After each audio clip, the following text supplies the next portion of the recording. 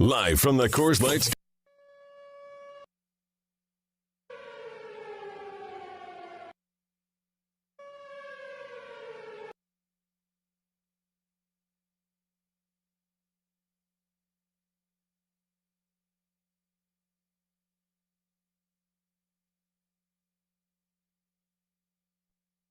Live from the Coors Light Studios, it's time for the Rip City Drive, hosted by the crazy and often irrational Chad Doing. Coors Light, mountain cold refreshment. Choose chill. 6 seconds to shoot.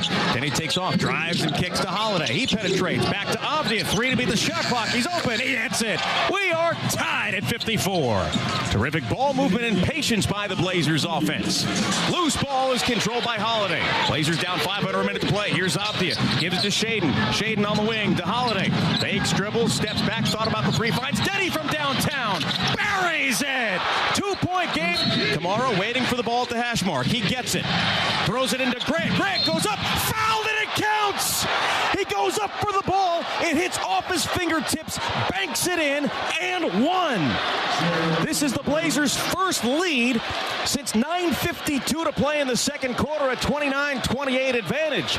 They're up 111-110. You're going to compete, and that's what the guys are doing. Now, you're going to win, you're going to lose some games. We got to stay together. It's part of this game. It's a long season. But this one was hard. This one's hard. Strap in. The Rip City Drive with Chad Doing starts now.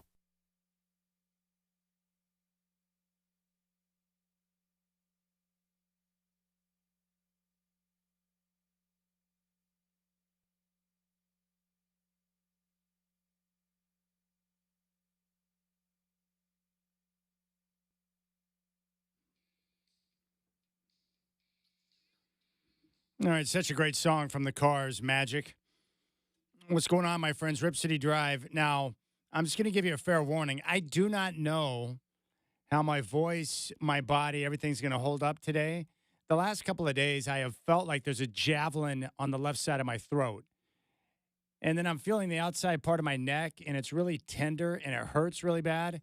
What do they call those things? The lymph nodes or something? I'm not a doctor. I just know that, they feel around on both sides of your neck. So the lymph nodes are sore. I've got like a javelin in my throat on the left side. I don't know what's going on, but it's probably like strep throat or something. So anyways, other than that, I feel fine. It feels better when I get up in the morning and start drinking something warm like my coffee, and I get a little food down my gullet. But the throat is hurting right now. But I'm here, and I got a lot of great things to talk about today, things that I want to discuss with you coming off a phenomenal weekend of both college and NFL football. And coming up this weekend, I am pumped, really pumped, because the Denver Broncos, and I mean this literally, they're playing the most important football game for their franchise in 10 years. They're going to host the Kansas City Chiefs, who currently have 4 losses. The Broncos right now are tied atop the NFL with a record of 8-2. If the Broncos get the win at home, they will give the Chiefs their 5th loss and basically bury Kansas City in the division race. And as you know, if they don't win the division, they're not playing home games, which is going to make it much more difficult to go on the road and play 3 games to get back to the Super Bowl. So look, I've listened to a lot of you football fans over the years complaining about Kansas City, complaining about Patrick Mahomes, complaining about Andy Reid and how they get all the calls, how the NFL wants to show preferential treatment to the Chiefs so that Patrick Mahomes can keep going to the Super Bowl. I hear from all of you how you get tired of the same team being in the Super Bowl every year. All I can say is this. If you don't like the Chiefs and you are tired of them being in the Super Bowl every year, you need to pull for the Denver Broncos this Sunday, even if you don't like the Broncos. It is a massive game. It's also a massive game for Bo Nix, who is in the midst of the most brutal stretch in his young NFL career. He is in year number 2. He is not playing good football. His footwork is a mess, and he's coming off his worst game as a pro last Thursday against the Las Vegas Raiders in the 10-7 victory that made me wish I was blind. What are you guys doing out there on offense, you morons? So I'm going to try and keep my cool this week. This is a massive football game. It's the type of football games that we live for. We love sporting events that mean a lot. This game means a lot. Because if the Broncos win, They're going to win the division, and that means they're going to get home playoff games. And not only that, they will be in prime contention for the number 1 seed in the AFC. So I am really jacked up. I'm just a little bit nervous because I don't know what I'm going to get from the Broncos offense. Are they going to suck balls completely and put up 10 points? Is Bo Nix going to look like me trying to break dance at the talent show in 5th grade when he's in the pocket?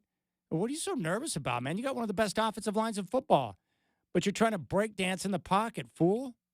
Settle it down, Bobo. I think the quarterback rhythm and timing in the pocket, I was trying to think of something I can relate it to because I'm not an NFL quarterback, but I do know what it's like to lose the golf swing, to where you go through a stretch where you pick up the golf club and it feels like a foreign object in your hands, even though you've been playing constantly and practicing all the time. And it feels really scary to have no idea what you're doing. I hate it. And I'm going to ask Alex Brink today, who's going to come on the show at 5:20, like, can you lose your rhythm and feeling and timing in the pocket, much like a golf swing? So anyways, I'm pumped for that game. There's a couple other good ones too. How about the Seattle Seahawks at the Los Angeles Rams? You've got Matthew Stafford, who's playing as well as anybody right now, like an MVP. And you've got Sam Darnold, who's playing football as well as anybody right now. And Jackson Smith and Jigba. The Hawks have one of the best tandems, quarterback, wide receiver in the NFL. And their defense is flat out nasty. They had not scored, I believe, a defensive touchdown all year, and they got 2 in like the same quarter against the Cardinals last week. The Seattle Seahawks are for real, and the LA Rams are for real. And 2 good young coaches in Sean McVay and Mike McDonald. That's a big-time football game. And there's probably going to be a lot of Seahawks fans on hand down there at SoFi. So that's awesome. Love that football game. Chiefs-Broncos is massive. And you've got the Eagles and the Lions. A titanic matchup in the NFC. And really, what else do you want? So we got that going on. So coming up on the show, the Godfather Dwight Jane is going to join us coming up in about 13 minutes. I know this is a big shocker, but I just couldn't believe the news when I woke up this morning and found out that the Dallas Mavericks had fired Nico Harrison less than 6 months after the worst trade idea in the history of sport. He got rid of Luka Doncic. Yeah, like we didn't all see this one coming. When you trade one of the best players in the NBA and your team sucks to start out the next year and you did nothing during the course of the offseason besides get really lucky or have a fixed lottery to get Cooper Flagg, people might get upset. What a complete numbnuts he is. You traded Luka. That's why you're fired. We all knew it. It's like as soon as he executed that deal and did not open it up to a bidding process, and he gift wrapped the Lakers, Luka Doncic, he had sealed his fate. As soon as he made the trade, you're fired.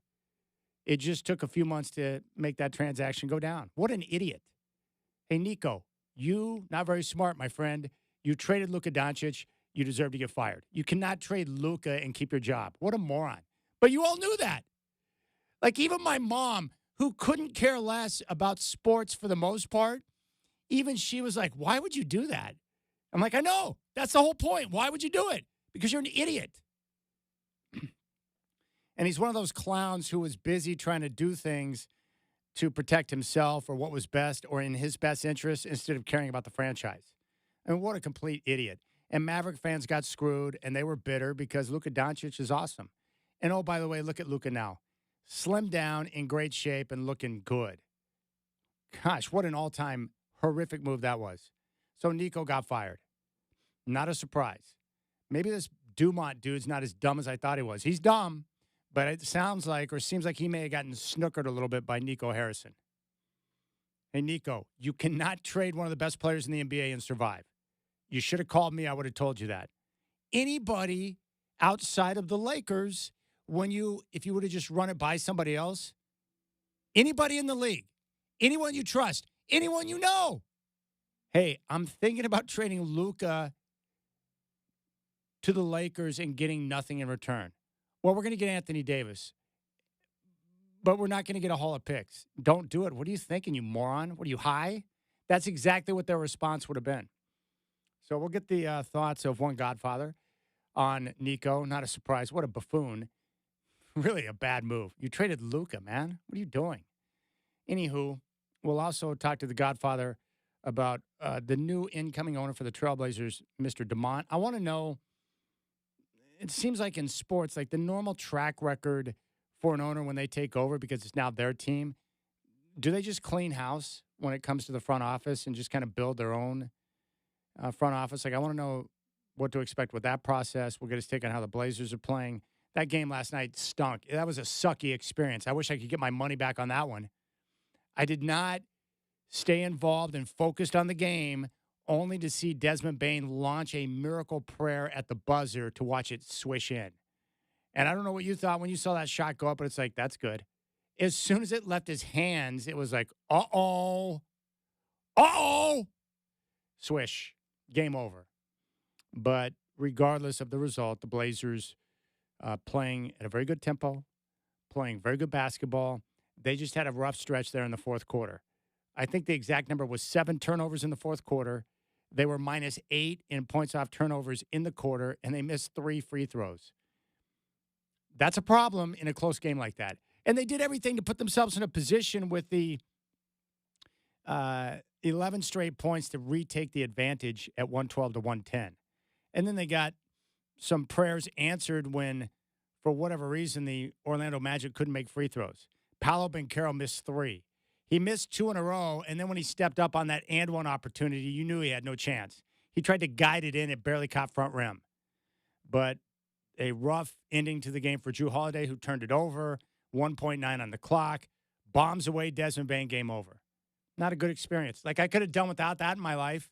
Thanks for nothing, Desmond Bane. And I do like Paolo Banchero, though. He's strong. But Jrue Holiday, I love. He had 3 turnovers last night. Even Jrue Holiday, and I think this is a product probably of having, like, no backup point guards.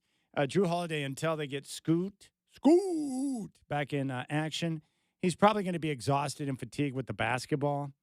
So he's going to have stretches where you may, cough it up a little bit or whatever. But I just love Jrue Holiday so much. He's almost got a pass. Like, it's really hard for me to criticize Jrue because he's such a good dude and usually makes the good decisions. So, difficult loss, but that's okay. Also, I forgot. I do care about people, and I love to help people. So, guess what I've got for you today? Not one, but how about 2 pairs of tickets for the Me and Your Portland Want basketball. More importantly, free basketball, courtesy of me and your Portland Trail basketball. More importantly, free basketball, courtesy of me and your Portland Trailblazers. We're going to do that at 5 o'clock, okay? Trailblazer Ticket Tuesday. Do you know what that means? What it means is I help people, and every Tuesday throughout the entire basketball season, we're going to give away tickets for upcoming Trailblazer games at Moda Center. Yeah, it's that easy. You just have to listen to me for your chance to win at 5 o'clock. All right, so in summary, we'll talk to the Godfather. Coming up next, Joel Gunderson talking Ducks, coming off the win over Iowa at 4:20. And then Alex Brink, our college football and NFL insider, at 5:20. The Broncos are playing the biggest game in 10 years. That's coming up on Sunday against Kansas City. And if you don't want the Chiefs to get into the Super Bowl because you're tired of them, you need to pull for Denver. We got big games with the Lions and Eagles, 2 of the best in the NFC. And then the other game with the other 2 best teams in the NFC, the Rams and the Seahawks. And college football is awesome right now. All right, 503-248-0620. Hey, did the Beavers, did I read that correct? Did they actually lose to Sam Houston? That's not good. I think they're like 21.5-point favorites. No wonder Shacker's trying to get out of that trip to Tulsa this weekend. Brutal. Wait, what? You lost to Sam Houston? I've got some insight on that, too, as to why it led to a loss to Sam Houston. All right, 503-248-0620, the Godfather, Dwight James. Godfather is coming up next.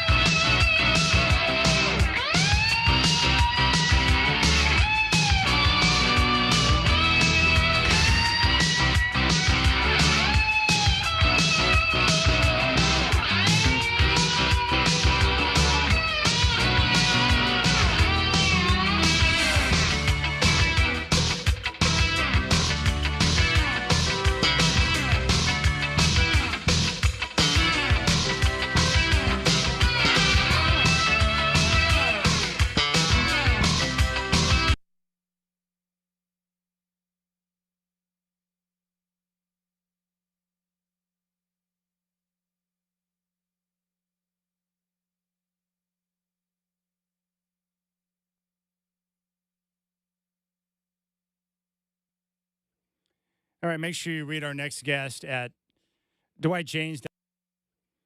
All right, make sure you read our next guest at dwightjames.substack.com. He is the Godfather, and he is a good friend, and he's back on the show, the Godfather, Dwight James. Godfather, I was so shocked when I woke up this morning and found out that Nico Harrison had been fired. That's one of those things where you and I and everybody else knew when he made the trade and sent Luka to the Lakers and got nothing in return. That was the moment he got fired right there. It's like we all knew that was a bad idea, and it didn't pay off for him. What a shock. Yeah, it was inevitable. There's no question about it. And the fans in Dallas, they just couldn't get over it, and it got worse every home game. And inevitably they got him fired because it didn't seem that the front office or the ownership wanted to do it. No, and that's the best part. I saw Patrick DeMont trying to make good with one of the Mavericks fans wearing a Lakers Luka jersey.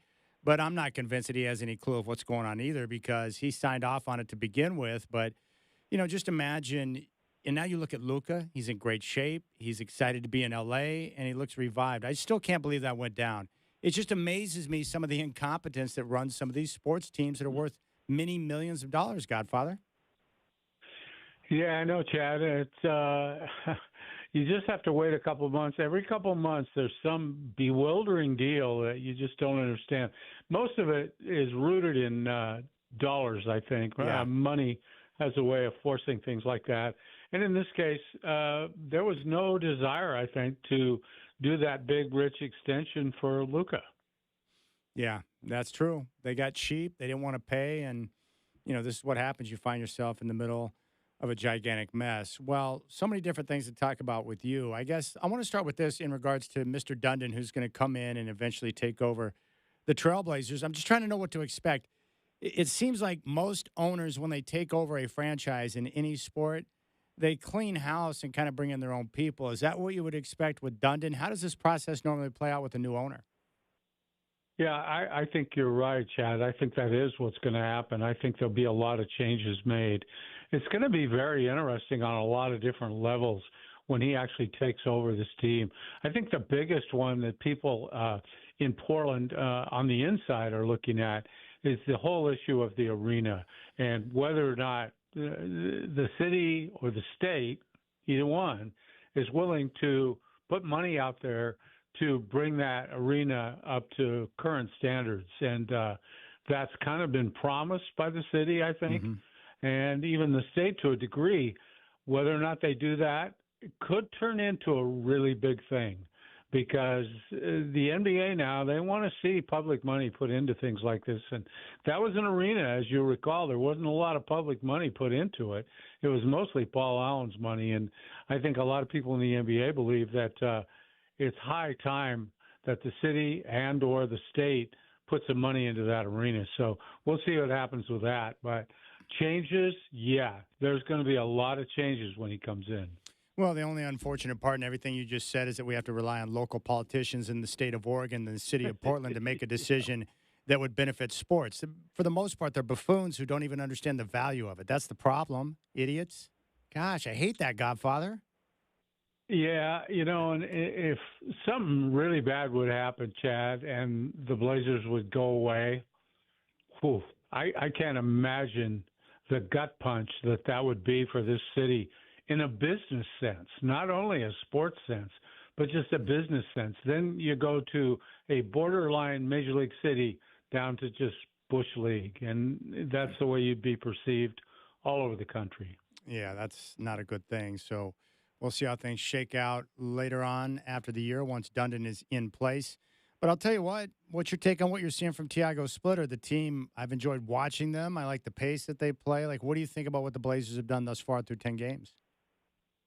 I like the way they play, Chad, and I've said that from the start. I think he's carrying on exactly what Chauncey wanted. I think this is the way they want to play. And again, my only worry about it is the injury situation, and they've already had a couple. And when you play this style, it's just almost inevitable guys are going to go down, and that happens as long as it's not a major injury. You can be okay, but you have to have a good bench, and I hope their bench is good enough to sustain what they're doing now.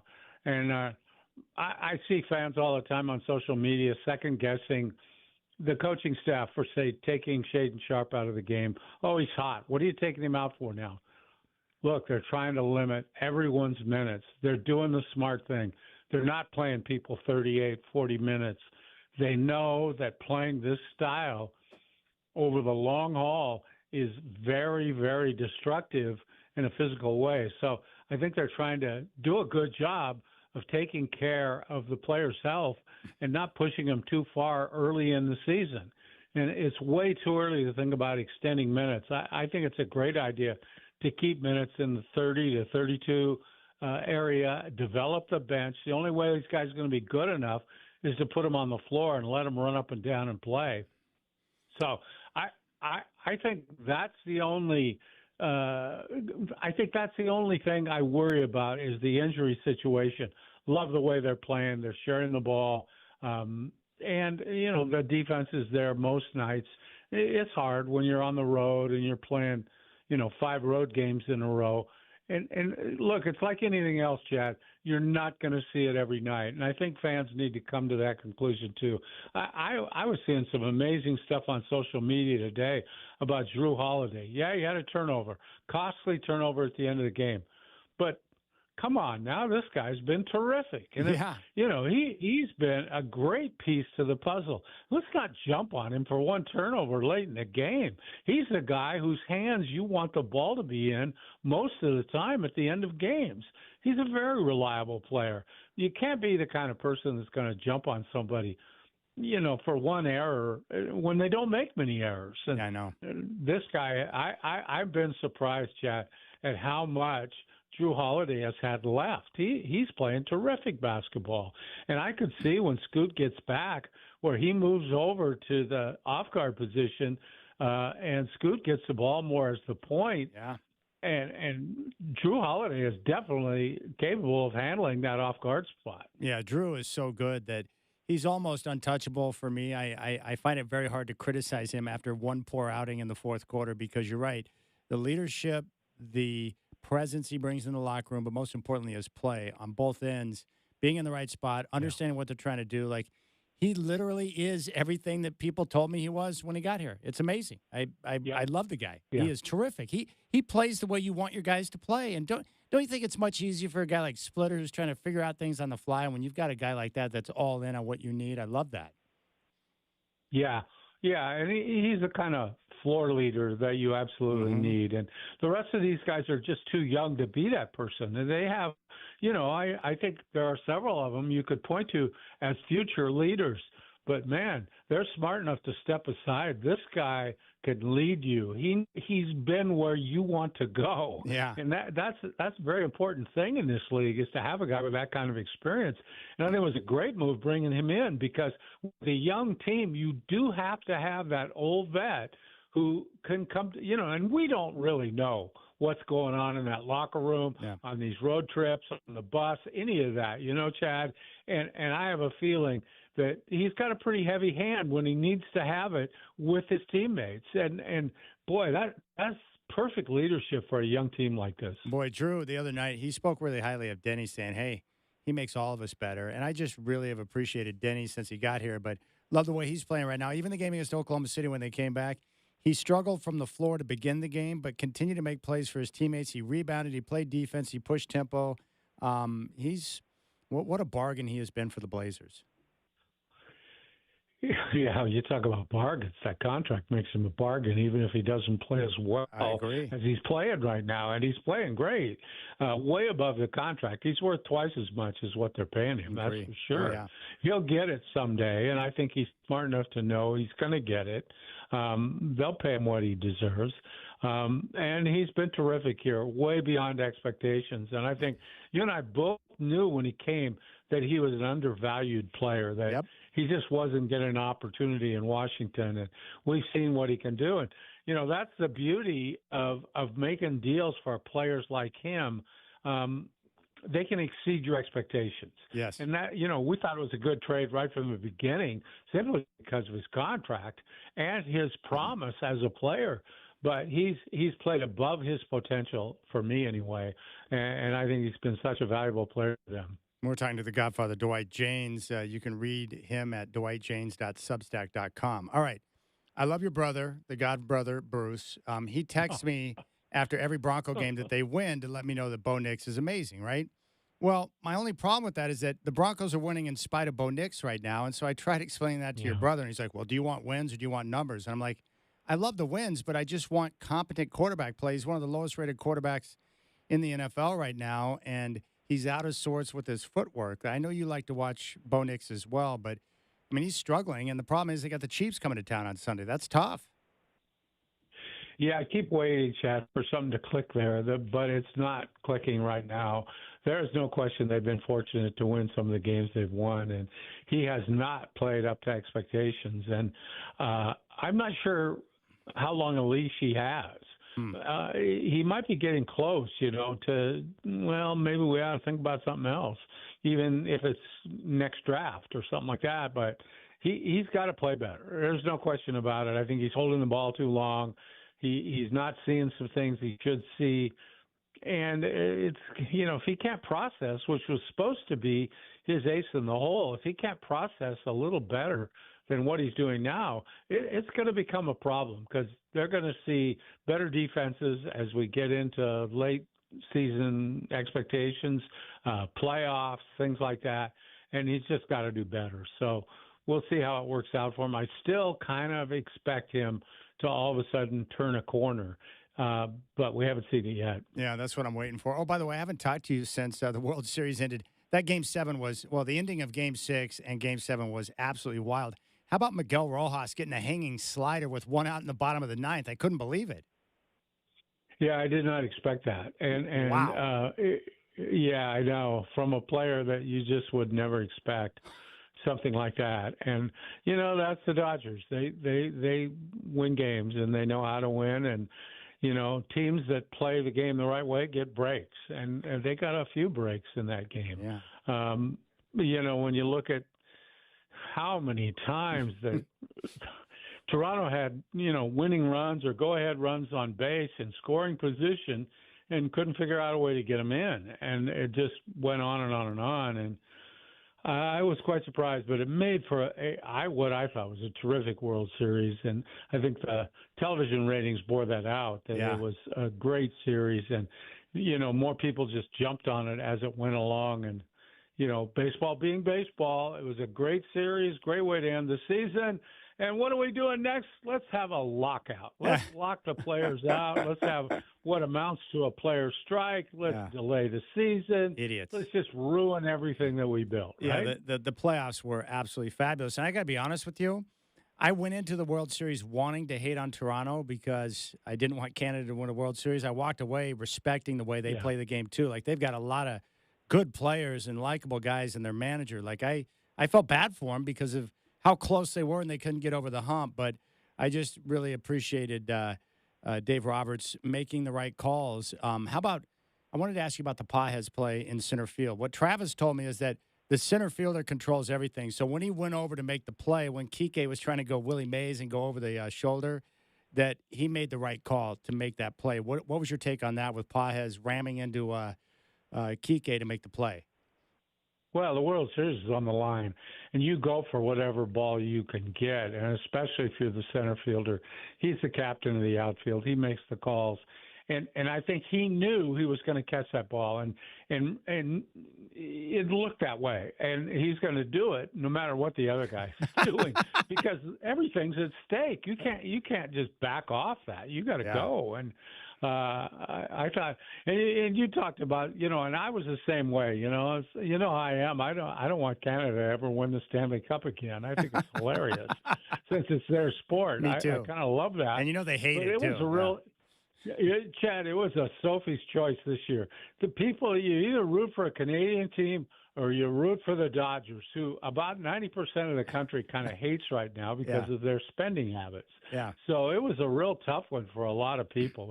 I had so many people tell me, I don't want Toronto to win, but I can't root for the Dodgers, and there's a lot of people that way, except dyed-in-the-wool Dodger fans like yourself. Well, here's where I come out on I've always been on George Steinbrenner's side with this stuff because the teams that spend big I mean, heck, the Mets spent a ton of money too. They didn't do jack because they didn't spend wisely. But I've always been on the side of the teams that spend because, in my experience, what I've seen is with the revenue sharing, the cheap owners who could spend choose not to because they want to line their pockets with money. So I don't understand what they're grumbling about when it comes to the Dodgers, who just decided, hey, we're going to spend to try and win championships. I don't have a problem with that whatsoever. Where do you come out on that stuff with baseball? I agree with you, Chad. I think when you make money, you have to spend money, and you actually, even if you don't have money, you have to spend money to make money. Yeah. If you have to go in the hole a little bit, most of these guys can afford that, and I think it's interesting. Baseball's already putting out a big lie about how much money some of their teams have lost over the last few years because they're trying to get a salary cap in. And, there's something about it for me. I don't mind following the one sport left that doesn't have a salary cap. Yeah. It doesn't bother me because then you find out who really does want to win. I mean, let's go. And it's not like the same team's winning it all the time. Yeah, the Dodgers have had a great run, just like the Yankees used to have way back in the old days. But a lot of other teams have been able to sneak in. We've seen the Arizona Diamondbacks win one and then get back into the World Series just a few years ago. So, it's not like the sport's in terrible trouble. People seem to like what's going on in baseball right now, largely because some of the rule changes have speeded the game up. So let's just keep on doing what we're doing and leave it alone for a while. Well, one last thing before you go. You and I may not be right on a lot of things, but we were dead right on this one. I had Michael Franzese on a couple of weeks ago, and he said the increased access to gambling across the country has only opened up a can of worms where it's going to create more problems. You and I said that from day one when the feds decided to get over to the states. And now look what's happening. You've got problems in basically every sport from players who have been dinged for gambling on their own sport or manipulating prop bets. And that's a problem, man. And it's going to continue to grow, in my opinion. Yeah, I think so too, Chad. And I'm so tired about complaining about it because it doesn't seem to be doing any good. They're making so much money off of this that it's incredible. Well, what bothers me is these people saying, well, now that it's legal, we'll catch the people who are cheating. And so, the cheating's been going on all along, but we could never have means to catch them. Well, the problem with that argument is the only way they're catching people is if somebody's stupid enough to bet too much money on the things that are fixed. That's how they catch people. It's like, whoa, there was $200,000 bet on the first pitch of the fifth inning. We got to look into this. Well, what if they were a little smarter and only bet 1,000 on it by 100 different people? Something like that, And look, if that's the only way you can catch people, you're really not, because the bettors are going to get smarter. They're not going to be laying those big numbers like that. That's right. They'll just chop it up and have more people making the same bet. It's not going to change anything. It just, I don't know. It really bothers me that they think they can regulate this. It's like you said, that they've opened up the can of worms, and the worms are just crawling all over them. And it's going to be worse before it gets better, in my opinion. All right, read him, DwightJanes.substack.com, the Godfather Dwight Jaynes. As always, my friend, I enjoyed the conversation. Yeah, it's always a pleasure. Nice talking to you. And hopefully we'll talk soon. In fact, call me up tonight. I got something I got to talk to you about, okay? Okay. It has to do with a friend of ours. But let me let me ask you something real quick. Go ahead. Your response? Let me ask you something real quick. Go ahead. Your response was, well, if I'm not going to get paid, I'm not doing it. Is that what we're talking about? As a matter of fact, yeah, that is. And there was another conversation today that actually took much longer. Oh, good. But I can't wait. That's the thing. Chad, I just can't do things for free anymore. Nor should you be asked to do show. that. And I don't mind doing the show because you're my buddy. If you weren't my buddy, right. Somebody else was calling me up, I don't know if I'd do it, but I'm kind of done with the freebies. You know what I mean? I understand. And you know what's funny? I got stuck in a conversation with the same guy today, and I was in a spot where I was driving, and I knew I had time. The next 15 minutes of my life was spent listening to someone talking about themselves for 15 minutes. And you know exactly what I mean. Brutal. Yeah. And somebody who doesn't quite know as much about the topic as he thinks he does. I love it so much. All right, I'll call you. All right. There you go.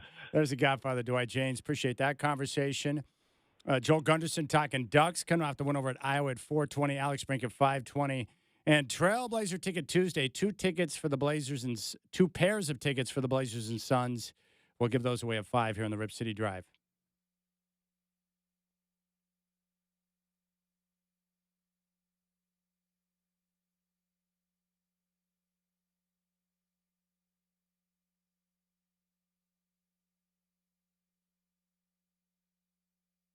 Just a commercial, as you see.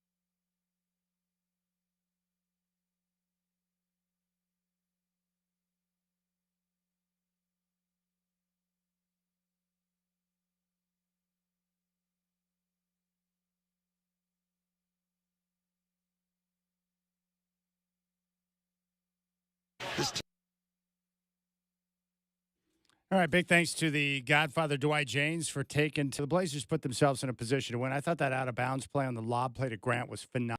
The Blazers put themselves in a position to win. I thought that out of bounds play on the lob play to Grant was phenomenal. And somehow he got the finish and got to the free throw line, made the free throw. Blazers are up 2 with like 10 seconds to go.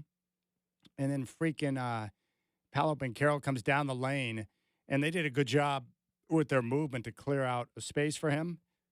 And Tamani Kamara, who is a great defender, was on him. But the problem is Banchero is so strong. He just kind of muscled his way up, got the bucket and the foul, but missed the free throw. He went Nick Anderson at the free throw line last night, missing 3 in a row, and gave the Blazers a great chance to win. They got the ball back, like 5.5 on the clock or whatever it was. And then it looked like Black may have fouled Holiday, possibly. But Banchero was there to steal it. They called timeout, 1.9 on the clock, and then bingo, bango, bongo. Freaking Desmond Bane launches a prayer, and it was answered with a swish. Game over. And you move on and get ready for the New Orleans Pelicans, who are, well, I don't know how to say it, but they're kind of a piece of crap right now. Not very good. Good opportunity for the Blazers to get on back to their winning ways tomorrow. And, if they can grab 2 wins, they got 3 more games to go, so they're going to play at New Orleans, at Houston, at Dallas. Dallas is kind of a train wreck right now. So you get 2 wins, come back with a record of 7-6 through 13. You got to feel good about that. I just like the way the team is playing. I like the chemistry. I like how the type of effort they're giving. I think I looked this morning, they're number 11 in the NBA in defensive rating. So they're a work in progress. But, man, I sure like the direction they're going right now. Huge fan of Drew Holiday. I know that he struggled last night, but you got Shaden Sharp to snap out of the slump. 31 points on 12 of 18 shooting. He was dynamite. Denny Avdia was terrific. I love Avdia so much. And Holiday, like I said, he's so good that even when he has a bad night, it's going to be hard for me to, just criticize him because he does everything the right way.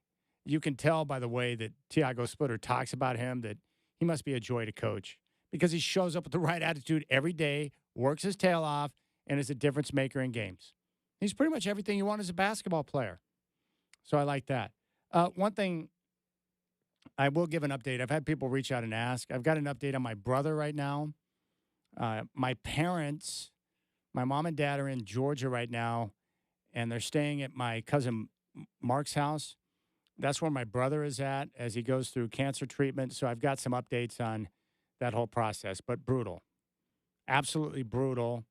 And I'm glad that my parents are there and have a chance to be with him. But I hate that they have to see him in this situation. But the more details that come out, the more I understand why my brother was texting me so frequently a couple of weeks ago.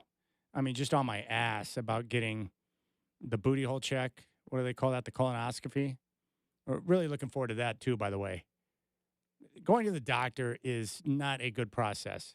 Knowing that I've got to drink some crazy stuff and have people searching different cavities in my body. I'm not looking forward to that, but I promised my brother I would do it. But I just don't like going to the doctor. I don't like it. I don't like the process. I don't like the way they treat you. I feel like I get better service right now at a DMV than I do rolling down to the doctor's office. And that's not good. The DMV now, at least you can make appointments online. Used to, you'd walk in and pull like one of those numbers from that weird display thing that they had in grocery stores that they pull the green stamps out of. It used to pull a number and wait for your number to be called. But I feel like right now, it's weird, but the DMV gives better service than some of these doctors' offices do. So anyways, I'm waiting to get scheduled for the colonoscopy. But I promised my brother I would do it. But, man, cancer's awful. So I'll provide an update with a couple of messages I got from my parents, but that's where they're at. And my guess would be they're going to be down there for quite a while. Like, I would not expect them to be back until sometime after Thanksgiving as my brother continues to go through the process. So I'll get an update on that a little bit later in the show. Joel Gunderson's going to join me at 4:20. I want to talk to him about the Ducks. What a game that was with Iowa and Oregon. It was physical. Both teams made some big plays to put themselves in a position to win the game. And in the end, it was Dante Moore. And I really love the patience that Oregon showed on that final drive. They weren't calling timeouts or burning timeouts. They were letting the clock run. They were like, we're going to score and win, or we're not. But we're not going to give Iowa a chance to come back. and they just played that 2-minute drill perfectly. And that throw that Dante Moore had down the sideline was one of the best you're going to find because the coverage was right there.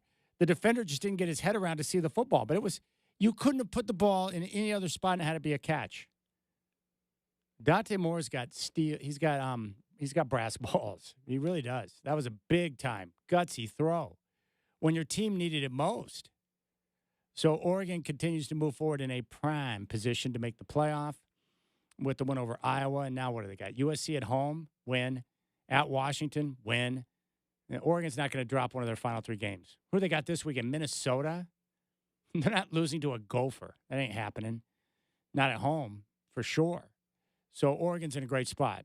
And, college football, I would say this. The 2 best teams, probably Ohio State and Indiana, probably.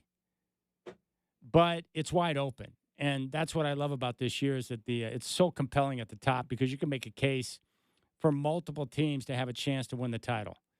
Ohio State, Indiana, Texas A&M coming off another tough road win. They've gone road wins recently at LSU and Missouri. Alabama's been on fire in SEC play. They host Oklahoma this weekend. Georgia, ranked 5th. Ole Miss has been great, only 1 loss. That game coming at Georgia, Oregon, Texas Tech, Notre Dame. And somehow, someway, Steve Sarkisian still has Texas in a position if they can continue to win games. I hate to admit it because I'm not down with Texas, but Steve Sarkisian, how he's kept that team together after a rough start with his quarterback, Arch Manning's been pretty impressive. All right, Trailblazer Ticket Tuesdays coming up at 5. Joel Gunderson talking Ducks at 4:20, and then Alex Brink at 5:20. I appreciate your time, my friends. You got the Rip City Drive on your home of the Blazers, Rip City Radio 620.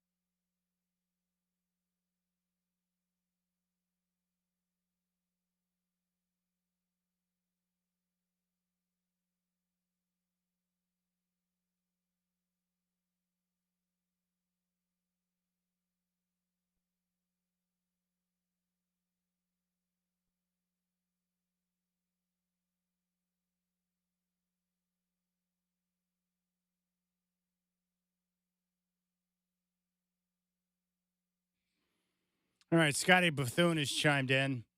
My doc sent me home with a bag. Apparently, I grow a tail in it and send it in. I should probably read the directions, but it sounds better than a camera. Oh, my gosh. I don't know anything about a bag or I don't even know. There's certain things I can't do. Like, I don't know if I could do that. Here, you need to do this. I don't know if I can, but I will. Once it's officially scheduled, they'll probably send me out there. You know how they do. They send that list. What is that thing, like your My Chart or something with the instructions? And I suck with instructions like any other guy. It's not my strong point. That's all. All right, I have checked. Oh, by the way, Joel Gunderson talking Ducks coming up at 4:20. But I want to give everyone a fair warning. I've checked the forecast for this weekend, and apparently at around 1:25 on Sunday, there is severe Tony Romo warnings if you're watching the Patriots details toughness and they finish. That's my Patriots details toughness and they finish. That's my moniker. That sounds very close to what Vrabel tells him too. He says that too. So I think the T might be technique for him, but it's all good. Kill. Here comes a run to the left. Quarterback's going to roll right and launch the ball out of bounds. It's going to look weird. And there's Rick Lovato, Demi Lovato's husband. Yeah, right. I made that up. That's just You a have joke. been digging deep for nuggets. Jim, I got $5. This is a run to the left. And doesn't even get phased that there's people around. Just look at the change of direction. Does he get both feet in right here at the end, Jim? Well, he turns it upfield. Look at that incredible dance. That looks like you, Jim. Yeah. That's just rare, Jim. By the way, this Bills team, Jim, I'm going to take you through a little story, Jim. You know, it's almost like a shot. You take a 7-iron, Jim. He's nervous. Here we go, Jim. I was like, hold on. Ooh, whoa. Off to a good start so far, Jim. Look at that thing moving. It's good. There's wind today, Oh, Jim? my goodness. The wind is howling. Jim Nance, take us to commercial. As you see the wind creating havoc, we got ourselves a ball game. And he's going to rip it away from him. And Davis goes, no, I'm bigger than you. Get over here. Davis is better right now, Jim, than he was earlier in the year. Look at this one right here. Oh, I didn't know they had a little secret. Oh, my gosh, someone's got to put deodorant on. Is Tracy Wolfson down there, Jim? Does, what do they call it? The blood? There's wolf in there somewhere. Blood wolf moon or something? Wolf blood moon tonight they called it. I was like, what happens? Does Marty McFly or Teen Wolf come on? Well, they have a saying in basketball, the ball doesn't lie. It was going to eventually go back to the Chiefs. This ball goes right through the fingertips of Edelman. He's going to go like this. Touchdown. Oh, my gosh. Oh, the official gets in the way. The game's over. Gosh. The game is over. Oh, he did. But here you go. Okay, now listen, Jim. You're going to see a run this way. You're going to see people coming in. But you got to have these guys block. And if they don't, then you're not going to get up field and then cut here. And you see that? You know, it's unfortunate that the Broncos are playing their biggest game in 10 years on Sunday, and I'm going to have to suffer through Tony Romo. I'll probably have to go mute, or I am considering doing a gym tracker. How many times does Tony Romo say gym between the start of the broadcast and the very end? I may have to do a gym tracker on Tony Romo throughout the course of the game.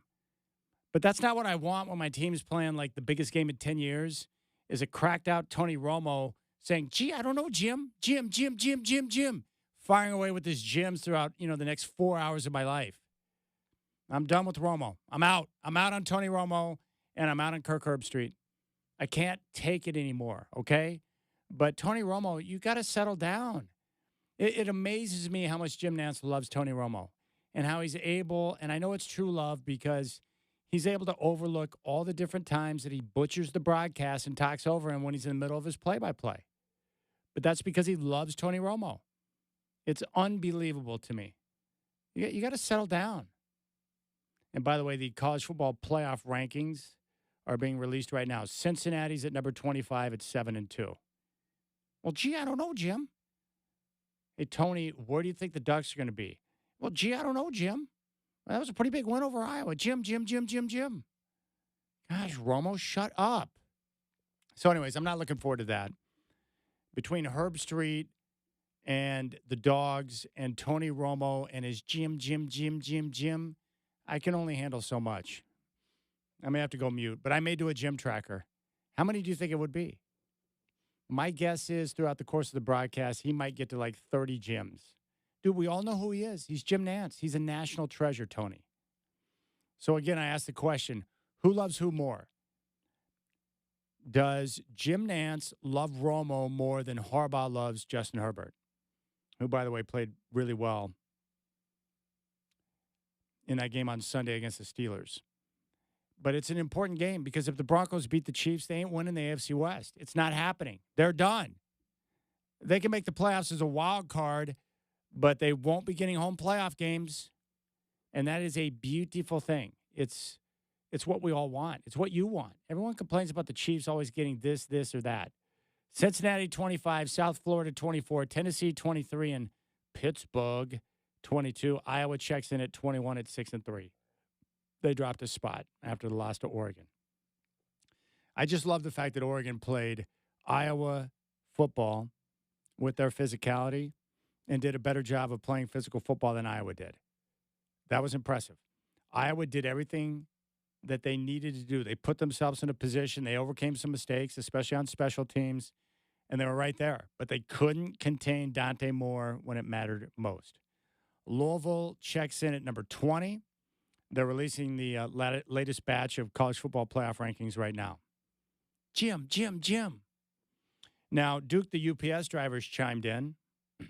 I mentioned earlier in the show that I'm getting a colonoscopy because I promised my brother I would because he is suffering right now from cancer. It's ravaging his body. Duke said, I just got that procedure done, and it was no problem. And then he went on to say, nobody told me turning 50 was going to suck and the doctor visits would not be pleasant.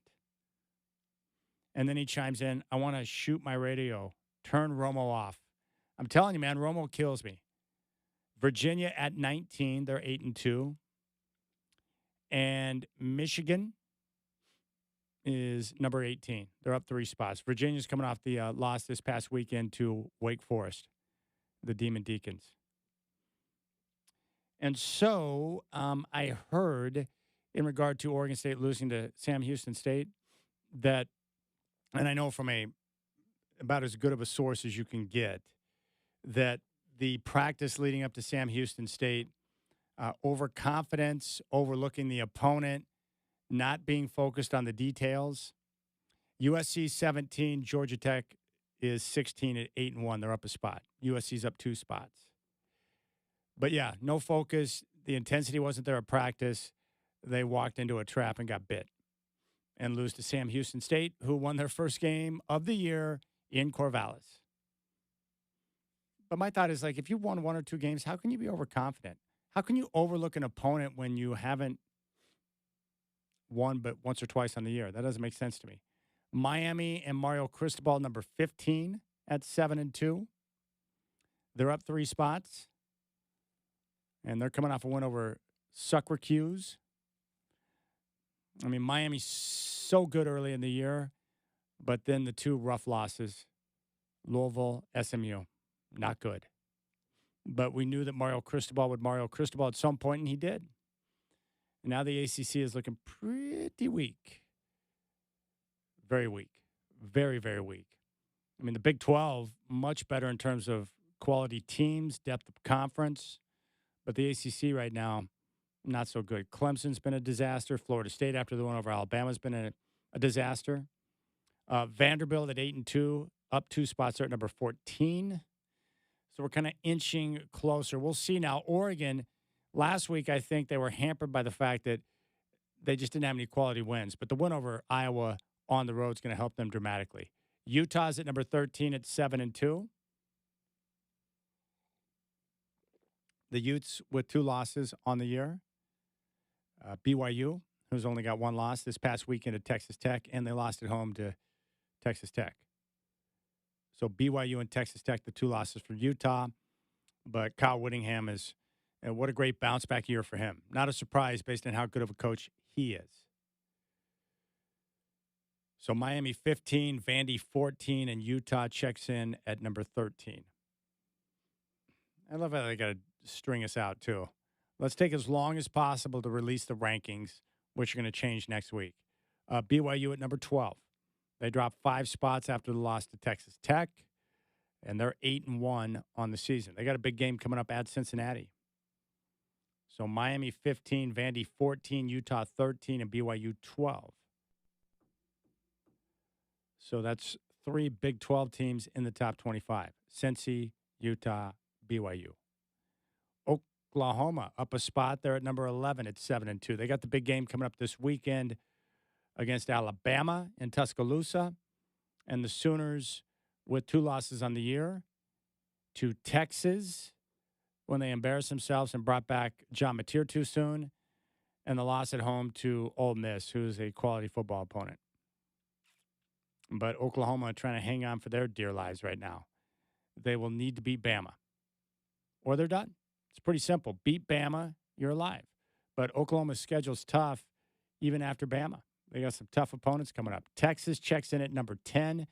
Simply remarkable based on the work that Steve Sarkisian has done. But they're going to play at Georgia this weekend. I would not expect them to win that game. They have underachieved throughout the course of the year. Their quarterback play with Arch Manning has been subpar.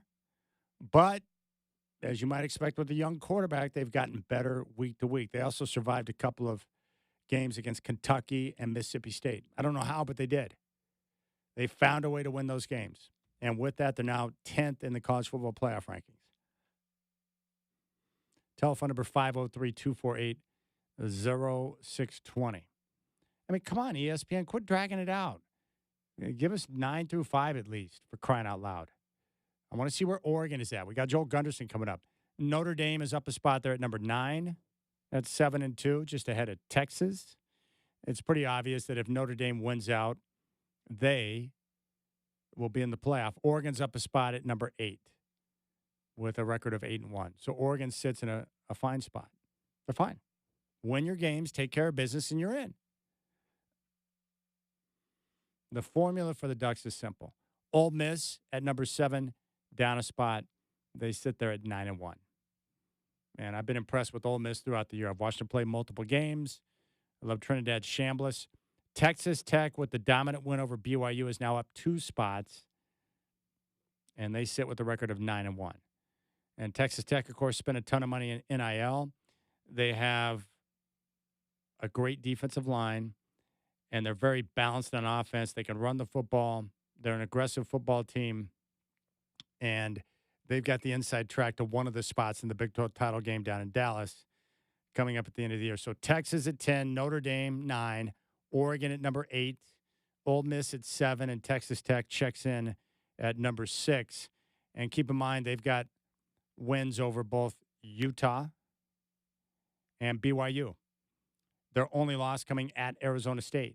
Georgia checks in at number 5 at 8-1. They host Texas this weekend. And I will update you on the rest of the rankings. Alabama's number 4. So you can pretty much guess the rest, right? My guess would be Ohio State, Indiana, 1 and 2. And then after that, A&M checks in at number 3. They're a perfect 9-0. And so it's going to remain the same at the top. Indiana at 2 and then Ohio State at 1. All right, we'll keep things rolling. We'll come back. Joel Gunderson will get his take on the Ducks spot in the college football playoff. We'll get his take on the win over Iowa. And then Alex Brink at 5:20. I appreciate your time. Don't forget, Trailblazer Ticket Tuesday coming up at 5. I've got 2 pairs of tickets for the Suns game coming up at Moda Center to give away. And we will do that at 5 o'clock here on your home of the Blazers, Rip City Radio 620. Indiana's number 2, which means Ohio State will be 1. So your top 5, Ohio State, Indiana, Texas A&M, Alabama, and Georgia. Joel Gunderson's up next.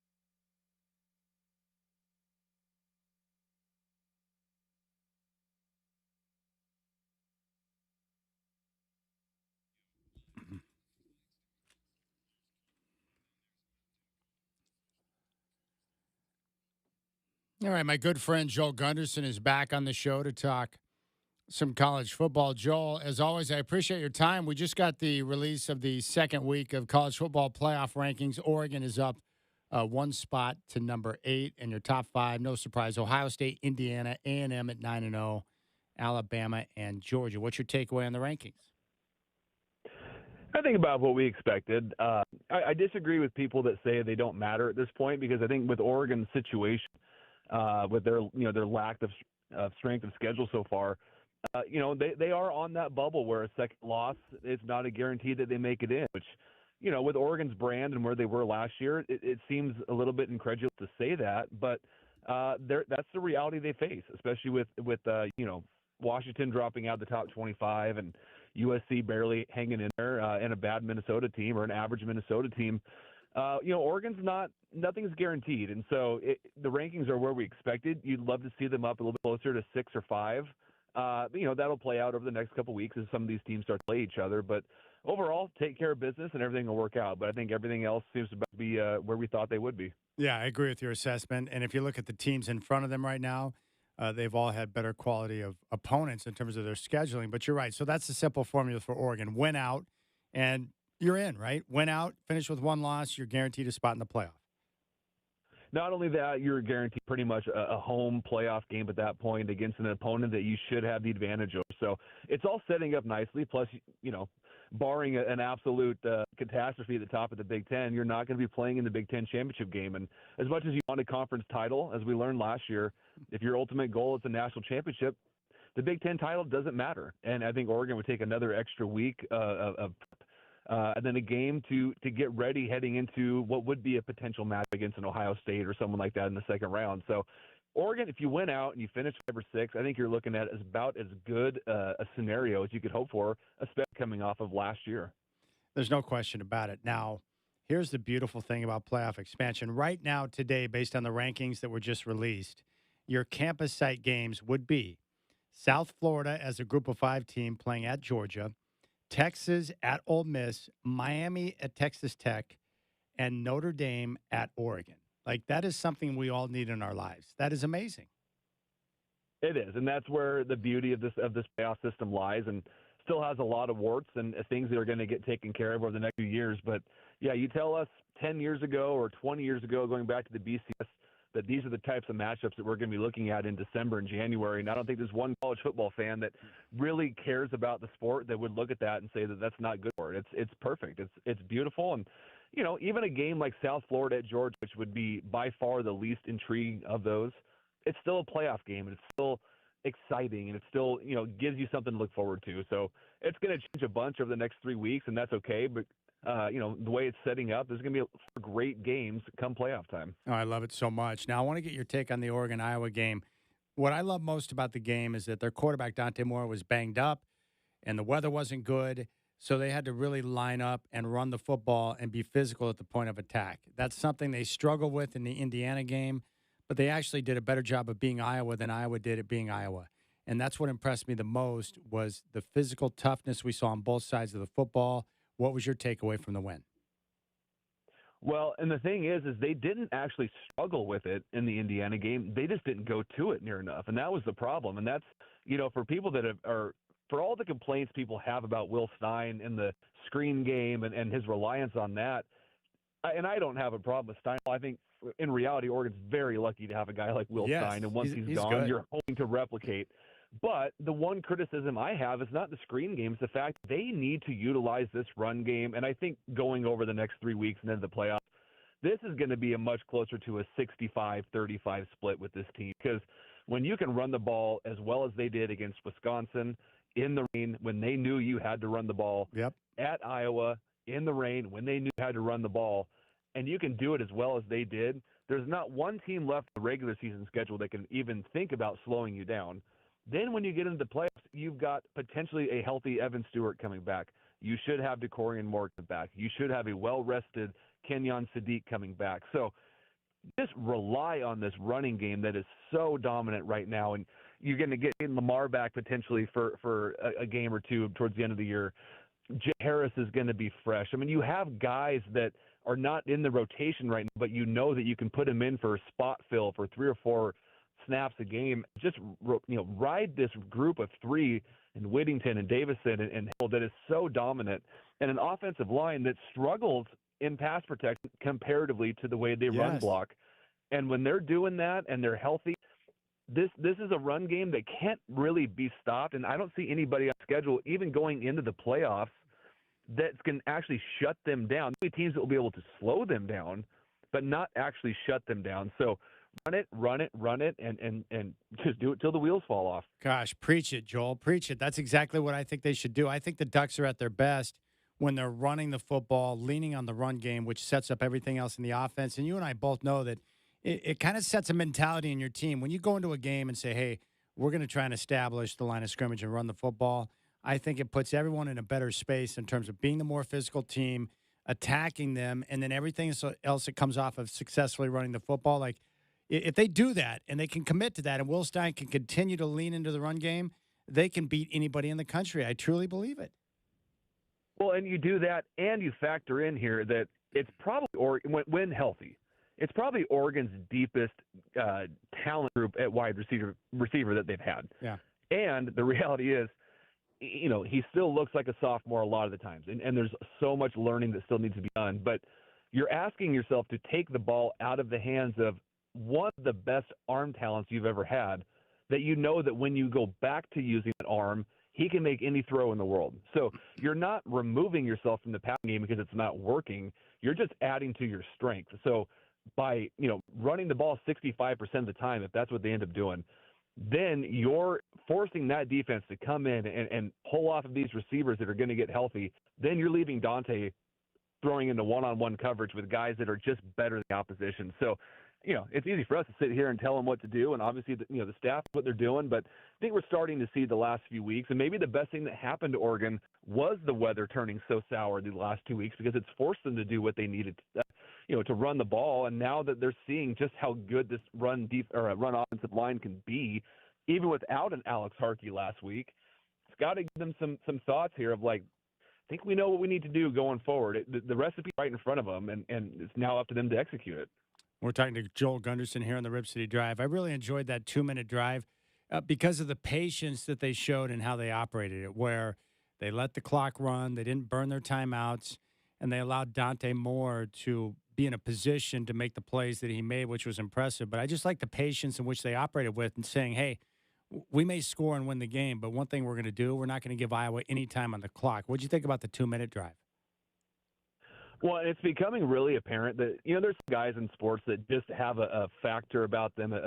It's not an it factor, but a calm, cool factor.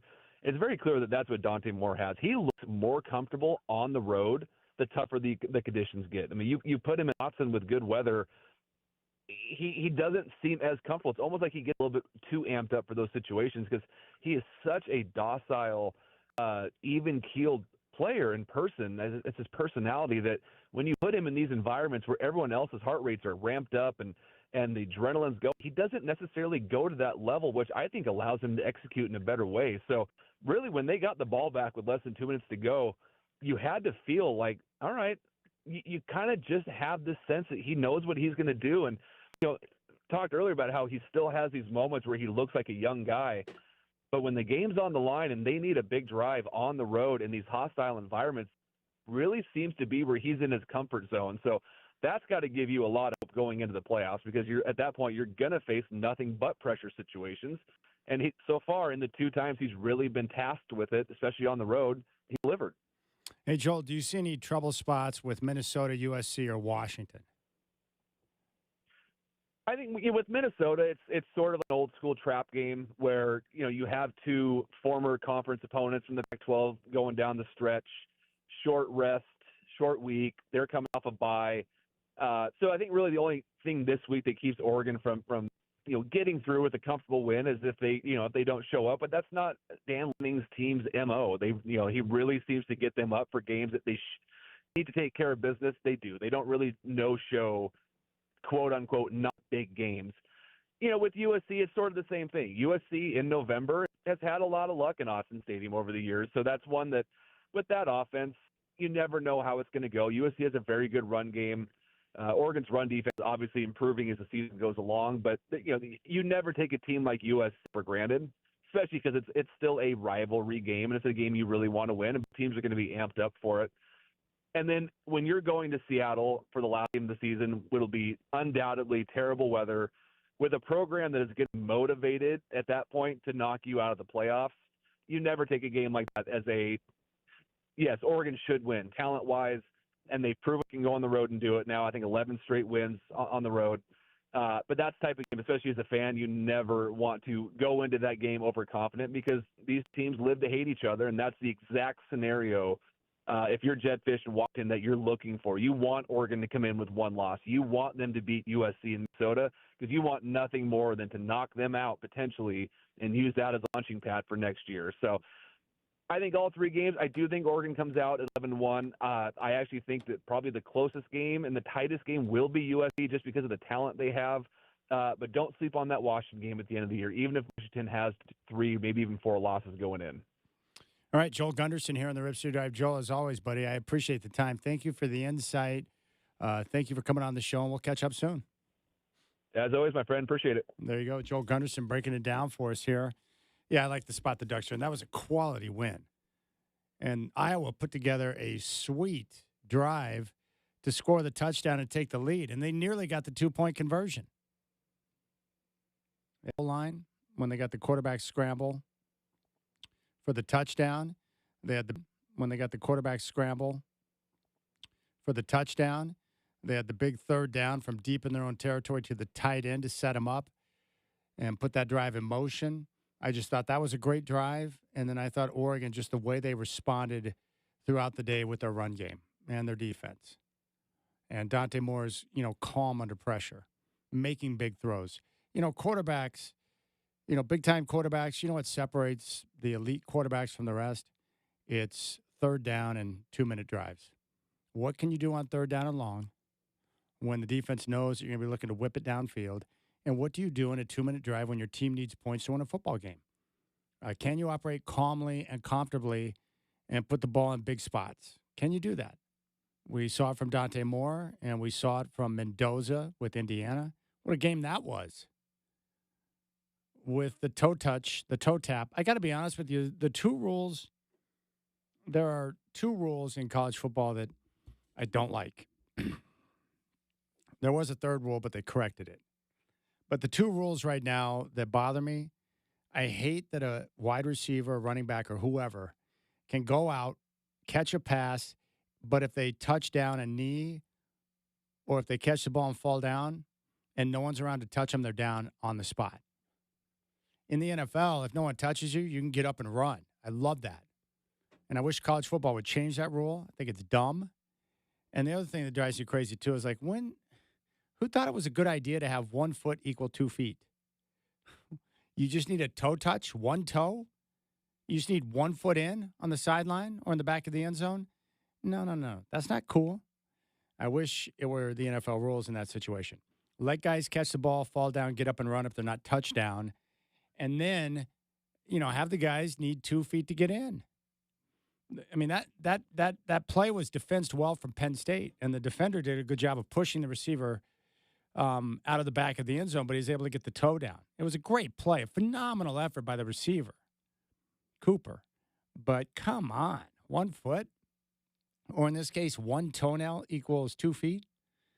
So I guess in college, a toenail is the same as like a butt cheek in the NFL. I don't know. It's weird to me, but what a great finish that was. A lot of great games. Texas Tech looked super legit against BYU. Oregon got the big win over Iowa.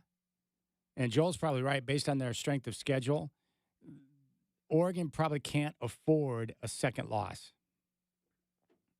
Based on the teams they played, they probably can't afford a second loss and still get into the postseason, so you got to win out just to make sure. If they win out, win the next 3 games against Minnesota and USC and Washington, they're fine. You drop one of those games, you're in trouble. So I think they know that. They understand what's ahead of them, so you go out there and take care of business. And then get into the postseason and just continue to run the football. The Ducks have been much better this year compared to last in terms of running the football, being more dominant with the run, and having better balance in the offense. But I'm a big believer in in football, it's been the same ever since I was a kid. If you run the football and stop the run, you're going to win a heck of a lot of football games. Now, you can't ignore other aspects of the game, but if you do those things well, you're going to be in a position to win the majority of games you play. That's really what it comes down to. So I encourage the Ducks to continue to run. And don't shy away from it. Don't get cute.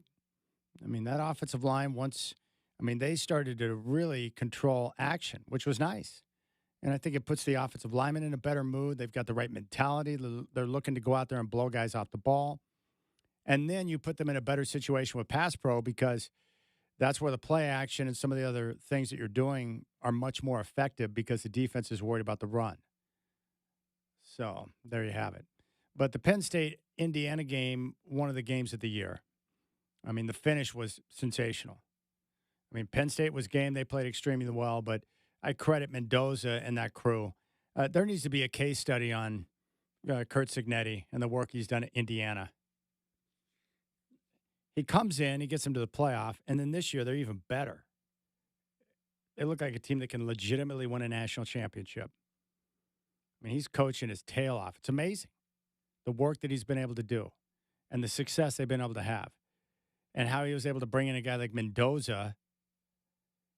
They coach him up, and now he's making clutch throws on time and on target.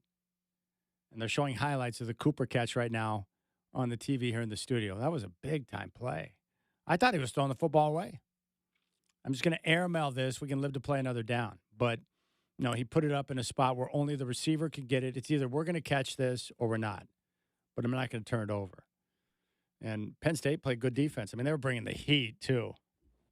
And they were trying to frustrate Mendoza. They brought the heat, and his receiver just made a better play. What a play that was. It reminded me a lot of the catch with Dwight Clark and Joe Montana, where it looked like he might have been throwing it away, but Clark was able to elevate and make the catch and win the game over the Cowboys.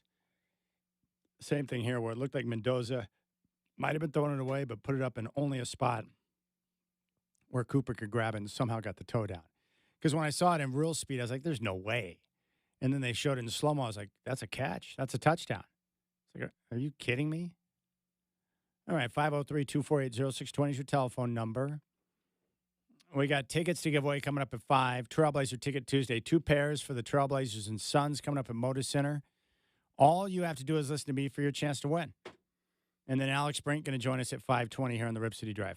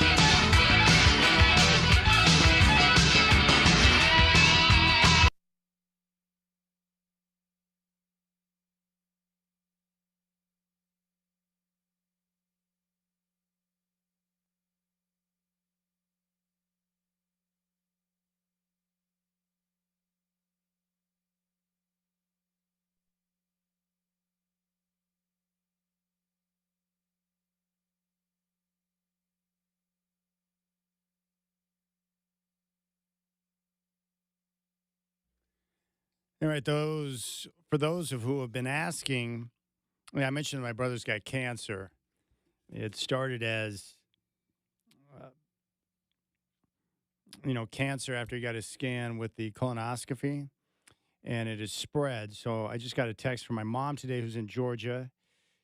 She and my dad are with my brother right now. She said they saw the oncologist today. No more chemo. It's not working.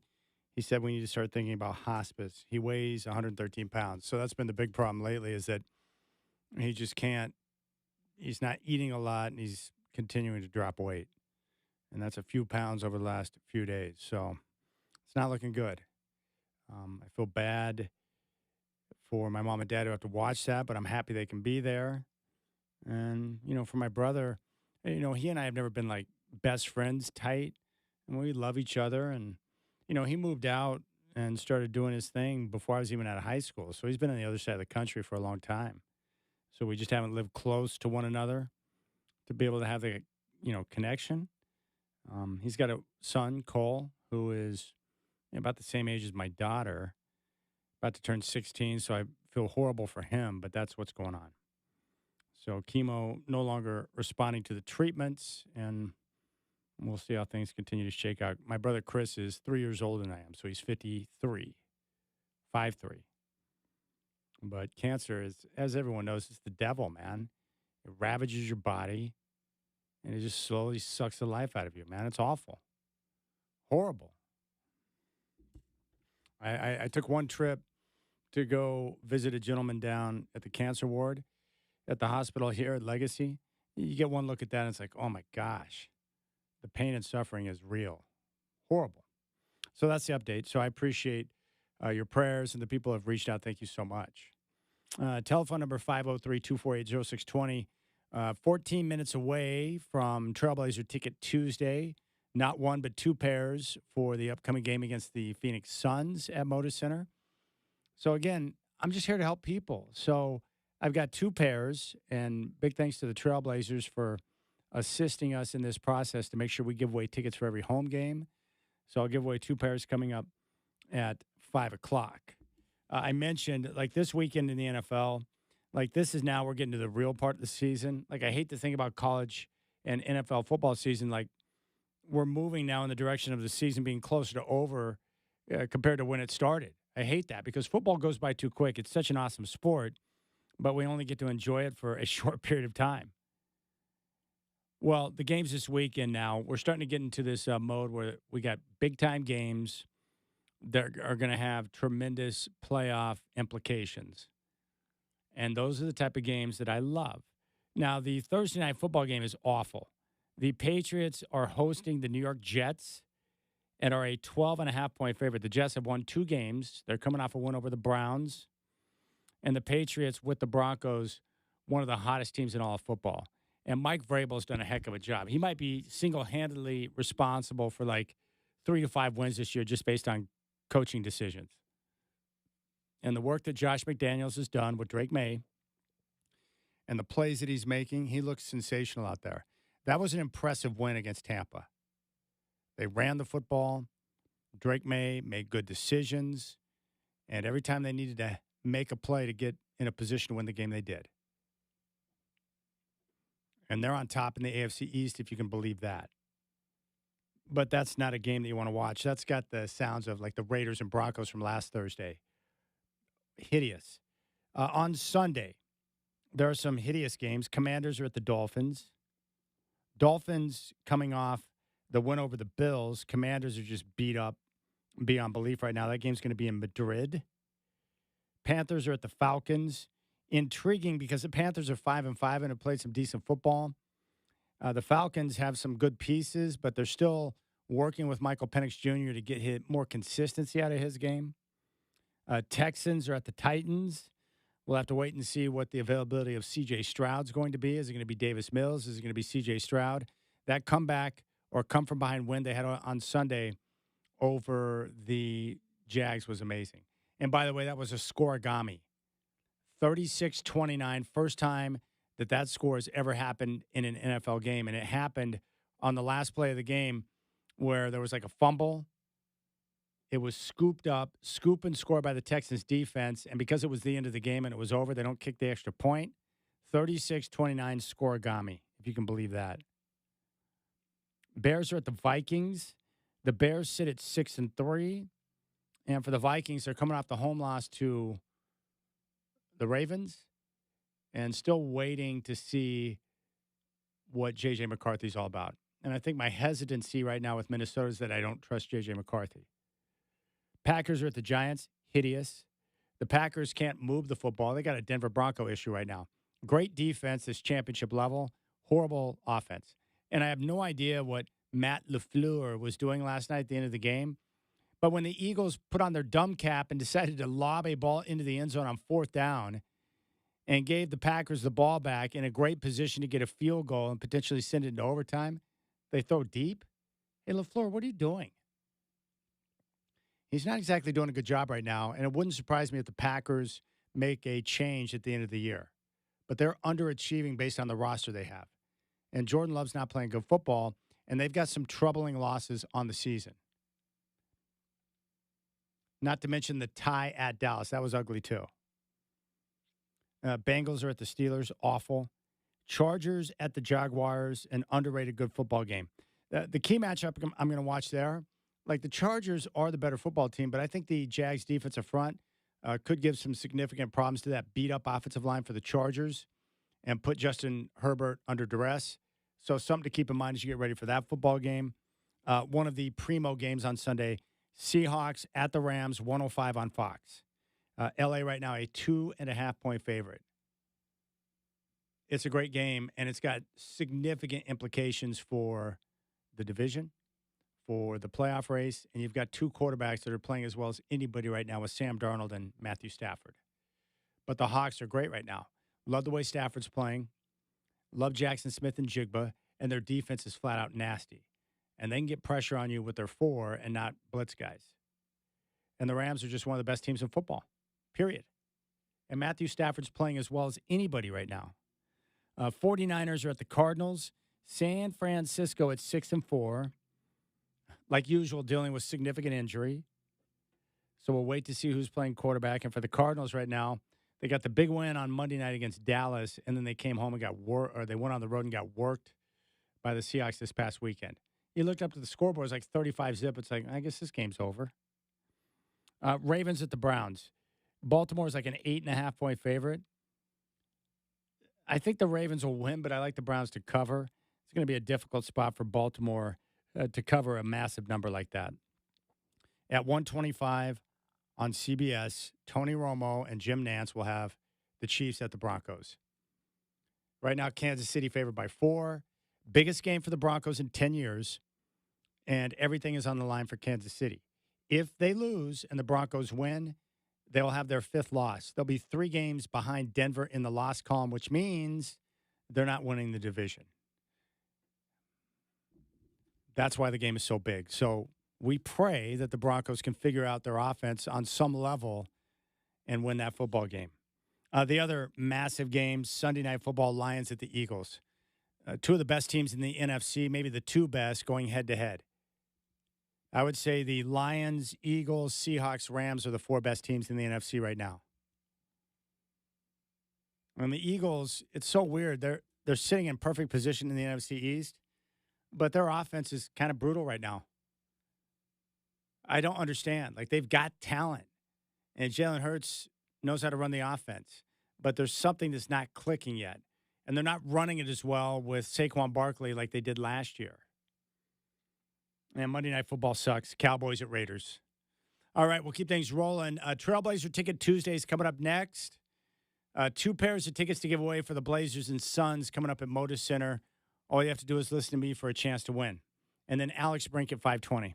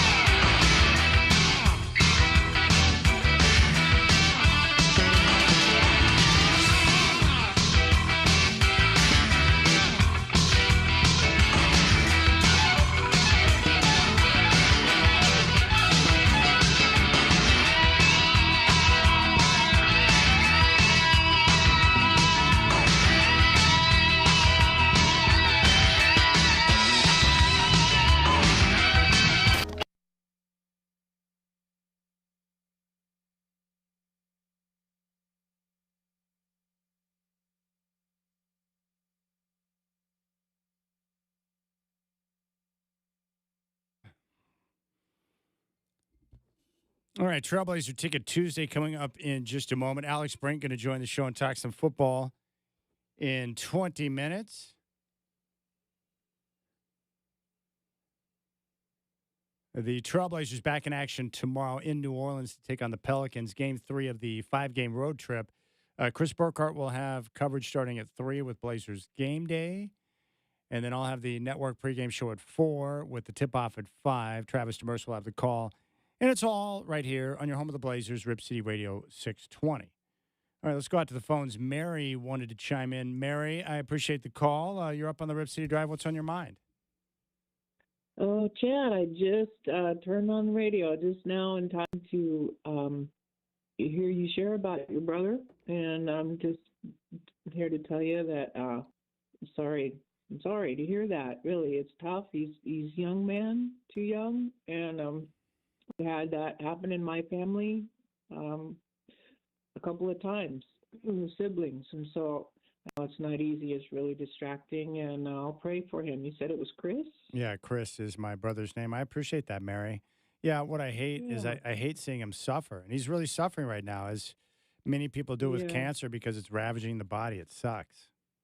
It really is. It's a horrible thing. It's just a very slow, it just takes life slowly. It's bad. So anyway, I'm sorry. Same prayers for you, okay? Mary, I appreciate that. Thank you so much. That's Mary right there being a sweetheart. I appreciate your prayers, Mary. Yeah, I was trying to think back today. I was doing a little inventory in my brain. It's very difficult for someone that has a brain like mine. But I was thinking back. I was just trying to think back to a lot of the good memories, things that I remember with my brother. Again, he's been gone for so long. I think probably my favorite memory that I have with my brother, shortly after I got my first radio job, when I was working over at K-Van in Vancouver. Well, my brother, he was living in Chicago. And so it was one of those things where he was in town, he was back visiting, and he wanted to go to a Blazer game. So I got him a press pass. So we got to sit at press row. And he got to go back in the locker room with me after the game. And he had never done that before. And, Scottie Pippen was playing for the Blazers. And so he got to go back and see Scottie and talk to him and just see what it was like behind the scenes. And he still talks about that experience to this day. And he actually got a sweet picture when we were at the game that I have framed. So that was a good memory. And that took place probably 25 years ago. But most of my memories with my brother were growing up in Oklahoma. We lived out just outside of Tulsa, and we grew up in the country, small town. But I remember my brother, we didn't get along all the time when we were younger, probably because I was an annoying younger brother and he was older, but he was always protective of me when he needed to be. But we would have fun. Like, we would go off and do things we probably weren't supposed to be doing, but he knew how to get to, and he was older, but he knew how to get to this area out in the country where we lived real close to this lake called Keystone Lake. Well, there was a river in between these large cliffs that ran into the lake, and the water there was really deep. And so we would go out there and go cliff jumping, and it was the best because we're out there in the hot summer days of Oklahoma, and we're bailing out these cliffs and splashing into the water. It was awesome. Now, if my mom would have known we were doing that with no adults around, she would have been freaked out, but we did that. But we spent a lot of time skiing together up in Colorado. When I lived up in Evergreen and Conifer in Colorado, we went skiing all the time. And I love skiing with my brother because he was really good. And so he's like, you can ski with me, but you got to keep up. He didn't want me to slow him down, and I respect that. So it forced me to get better. And so he got me to, instead of focus on the fear, just to let go. And I became a really good skier. And it was fun being with him because he would challenge me. And so I enjoyed that. And we did all sorts of stuff. He taught me how to ski on uncut powder. I respected him, too, because he got a snowboard back when snowboards first became a thing. And it was a difficult transition from the skis to the snowboard for him, and he got the crap beat out of him. It's hard. It's a difficult adjustment.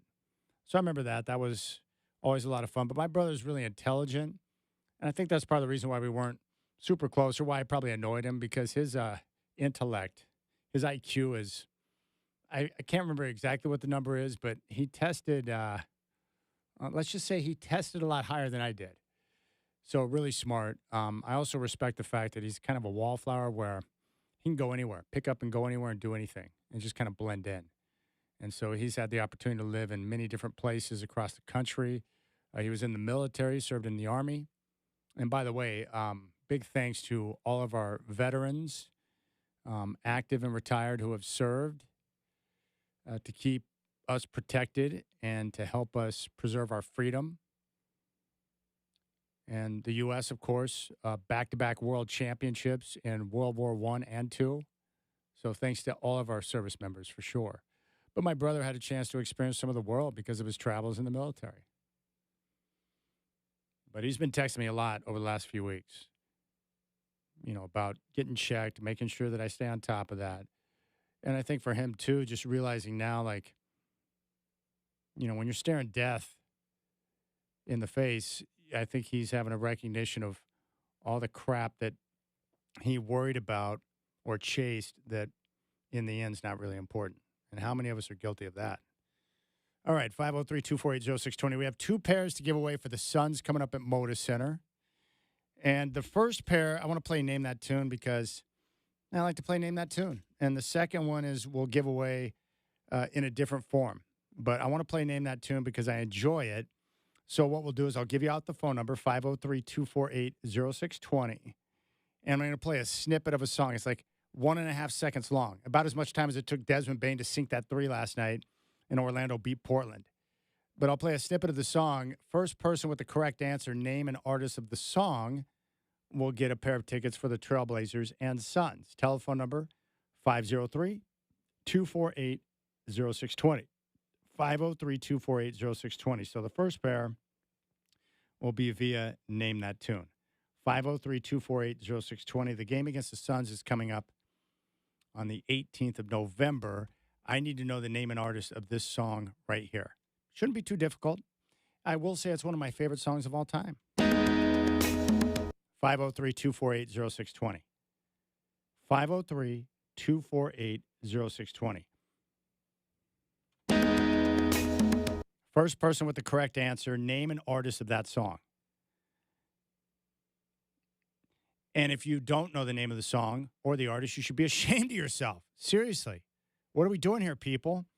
And I did not make it to the Herb Alpert concert last night because of the Blazer game. And I heard it was fantastic. Not a surprise. Of course he was fantastic. It's Herb freaking Alpert stopping off the Schnitz to put on a show at like 90-plus years old. 503-248-0620.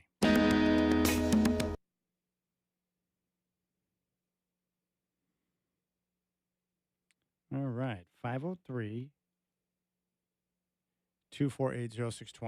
What do we got here? What do you think, Shaq? Are we going to find a winner?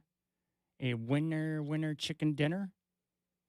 503-248-0620 is your telephone number. 503-248-0620. I tried to find a spot where it wasn't totally obvious. Some songs have that sound where you're like, yeah, they're going to know what that is right away.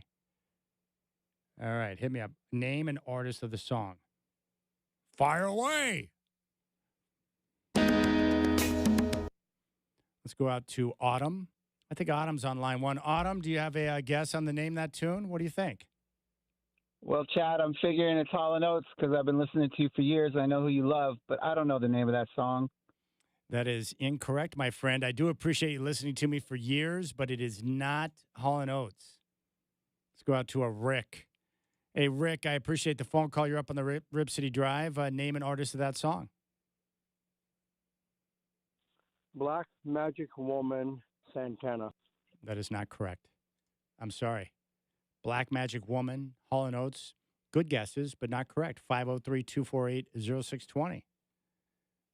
Let me play it for you one more time. I'm trying to make this a little challenging. 503-248-0620.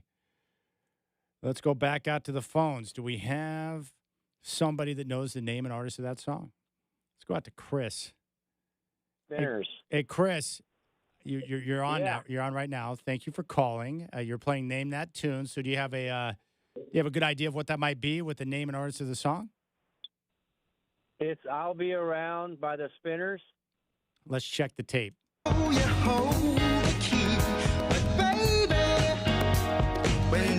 you call me, I'll be there. Whenever you want me, I'll be there. Whenever you need me, I'll be there. I'll be around. You're correct, my friend. You nailed it. Chris, you got the tickets, my friend. Oh, you rock. Yes. All right, buddy. Nice work, man. And I made it hard. I Thank just pulled out. you. That was 1.5 seconds, and your ear picked up on it. Nice work. Oh, man, that's awesome. That's the first time I ever won anything on the radio. Well, that's good, man. Nothing like the first time, right? Thank you, Chad. You got it. Shacker will get your information. There's Chris. Yeah, that song, without question. Shacker, you can get Chris, my friend. 503-248-0620 is your telephone number.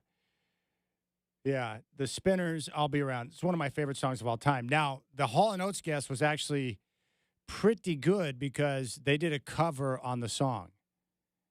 And I would say that a couple of the covers I've heard Hall do on Live from Daryl's House is absolutely one of my favorite covers.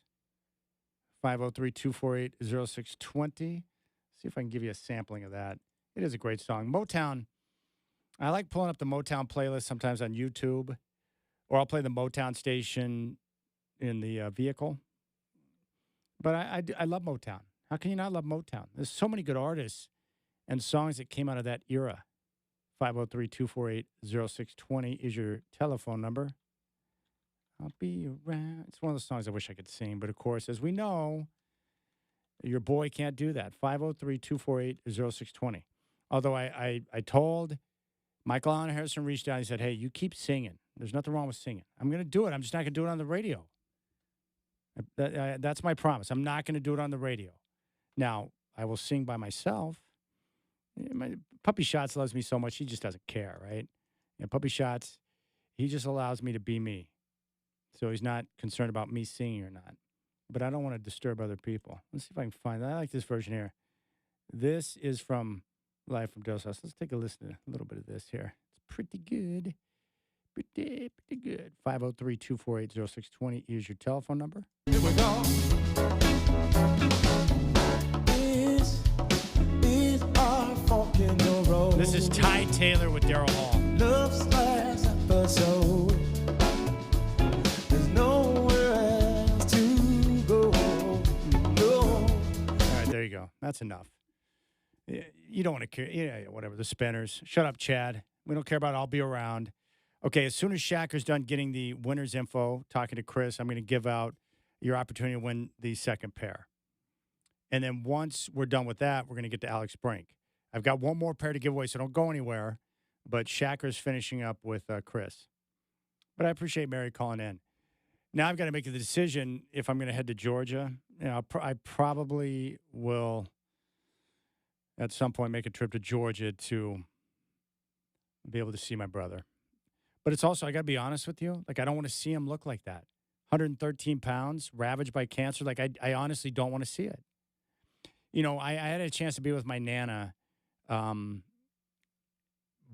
before she died, like literally the day before. And then I made the decision after getting back home to Portland not to go to her funeral because I wanted the lasting image in my mind to be those last few precious moments I spent with her. And if I go see my brother, then I'm going to have that image of him being ravaged by cancer in my mind. I don't know if I want that. I don't know if that's selfish or not, but that, you know, it's just one of those things like once you see certain things, you can't unsee it. And then that image is going to be burned in my dome. And that's honestly what I was thinking. That's nice, though, with technology where you can communicate with someone, you know, being able to text and have that type of communication. All right, second pair, and we'll keep this simple here. 503-248-0620. This right here is Chicago. All right, so this, as I mentioned earlier, the biggest game in Broncos franchise over the last 10 years. So caller 10 right now will get a pair of tickets for the Blazers and Suns coming up at Moda Center on the 18th. I want to hear from a basketball fan. Call now, caller 10, 503-248-0620 is your telephone number. 10th caller gets a pair of tickets for the Blazers and Suns. 503. Call now! 50. Don't wait! 503-248-0620. Caller 10 gets a pair of tickets for the Blazers and Suns. And on the other side, Alex Brink, we're going to find out what's wrong with freaking Bo Nix. Like, what's up with the footwork, Bo? You should not be breakdancing like I did in the 5th grade talent show when you're in the pocket. That's not a good look.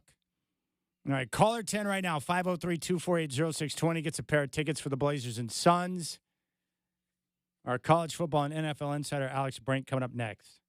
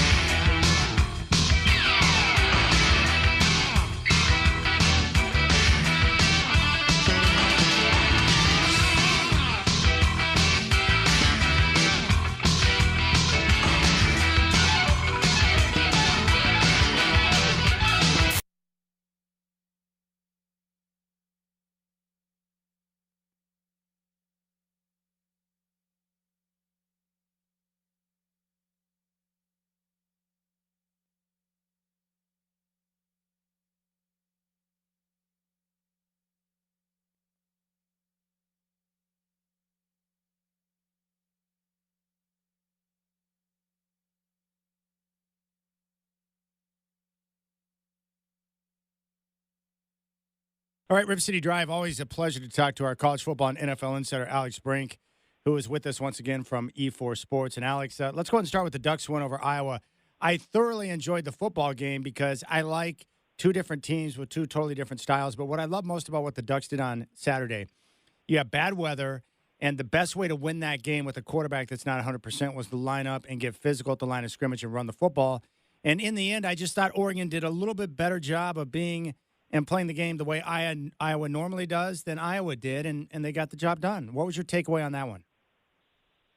Well, yeah, I mean, honestly, I thought it was a great indication of, where this Oregon program is at under Dan Lanning. Like, obviously, disappointment to lose to Indiana at home. Clearly, Indiana is a really, really good football team, but, kind of tongue-in-cheek, right, and you and I have talked about this, when the conference realignment happened and some of these teams went into the Big Ten, the joke I always like to tell is, well, let's see who likes going and playing at Iowa in November, right?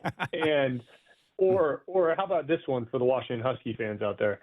Who likes going and playing at Wisconsin in November? You know what I mean? Like, that is honestly a great indication of what we saw on Saturday was bad weather, tough environment, tough football team in Iowa Hawkeyes, and Oregon went toe-to-toe with them in what would be considered not their game, right? Not their style of play. But Dan Lanning has really tried to remake this team into a physical, tough football team, and I thought that showed up on Saturday. So credit to the staff and credit to the Oregon football players. Yeah, I thought that was terrific. What did you think about the way Dante Moore handled himself on that final drive, especially with that throw that he put it in the only spot where the receiver could catch it? And it's not like the coverage wasn't good. It was great. That was amazing.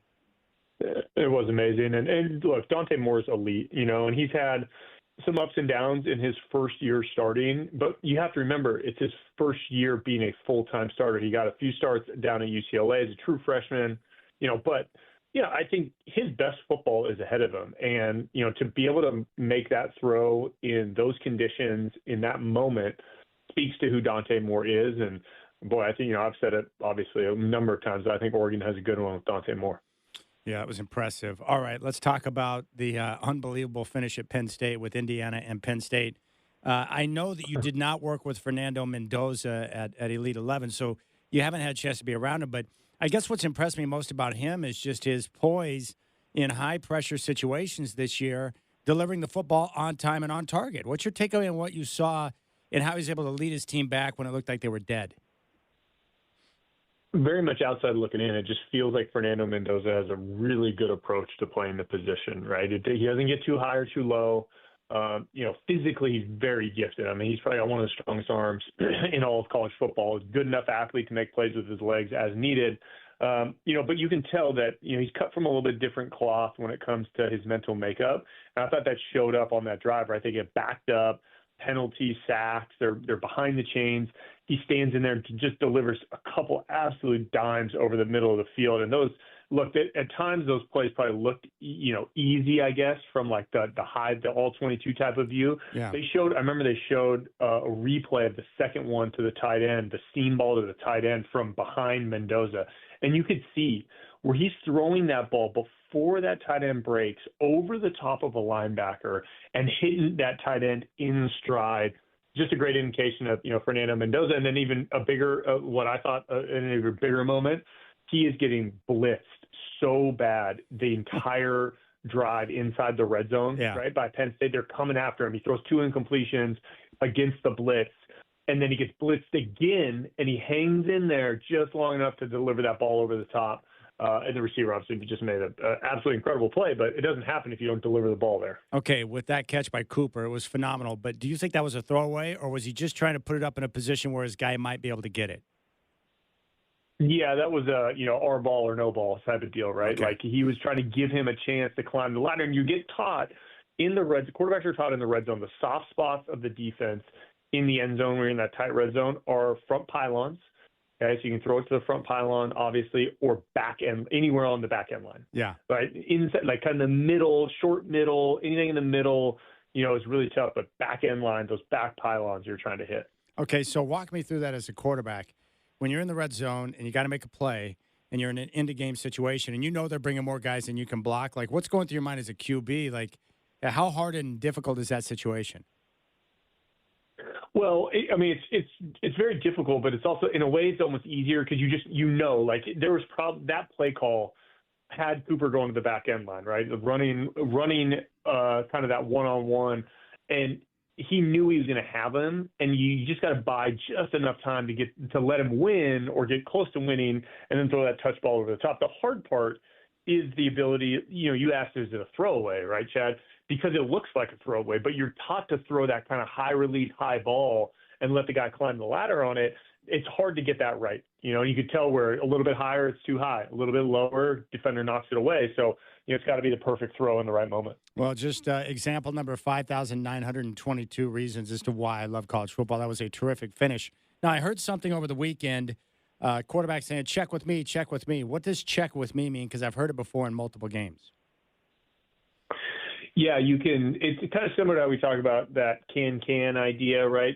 We can do a check with me would be something we might call in the huddle, right? So check with me, and they're going to change the play to something they either talked about in the huddle, or it could be like a hand signal or something like that. So, it's that same idea where they're going to, also you could do a check with me play where they look at, like in college, you see this, right, where they look to the sidelines.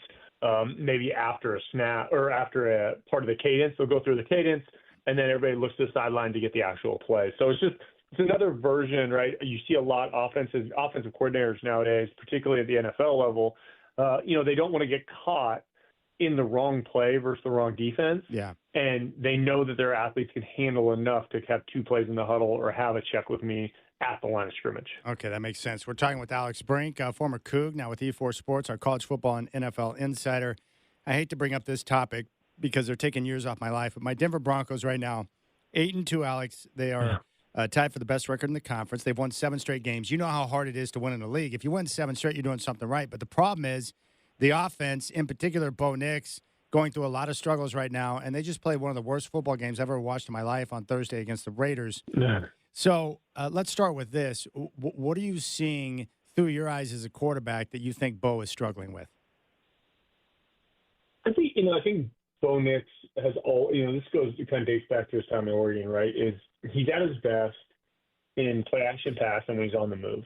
And he struggles more so when he's in drop back pass. And when he was at Oregon, he wasn't in those situations a lot. And so then you get to the NFL where you do have to be a little bit more proficient in drop back pass. And I think there's been some moments where, he's still kind of learning that part of the game. And again, when he can play action pass and throw it deep, he's as good as anybody out there. And when he gets out on the run, I really like what he does. But, I think that's predicated on your ability to run the football consistently, right, and really sell that. And I think, they've had their times where, it looks like they can run the football, but it hasn't been the best, And so, for me, I want to see USC that continue to improve. And then, there is an element like, look, when you play quarterback, you have, you're beholden to some other guys that got to make plays. He threw a great ball in the game last week. He was throwing a ball to a second-level defender, receiver, I think it was Troy Franklin.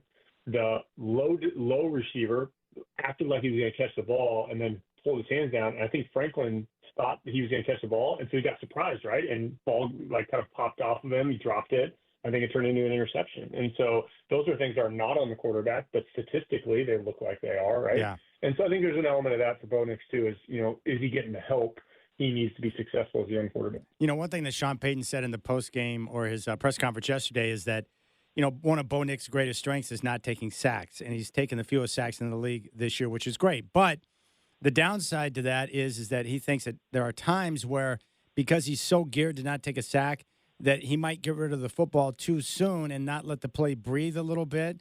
Like, what exactly does he mean by that? Well, that's what I talked about in the drop back pass game, where when you're running, kind of more traditional route concepts, there's an element where all the pieces work together, right? So like my first read comes open first, my second read comes open second, and so on and so forth.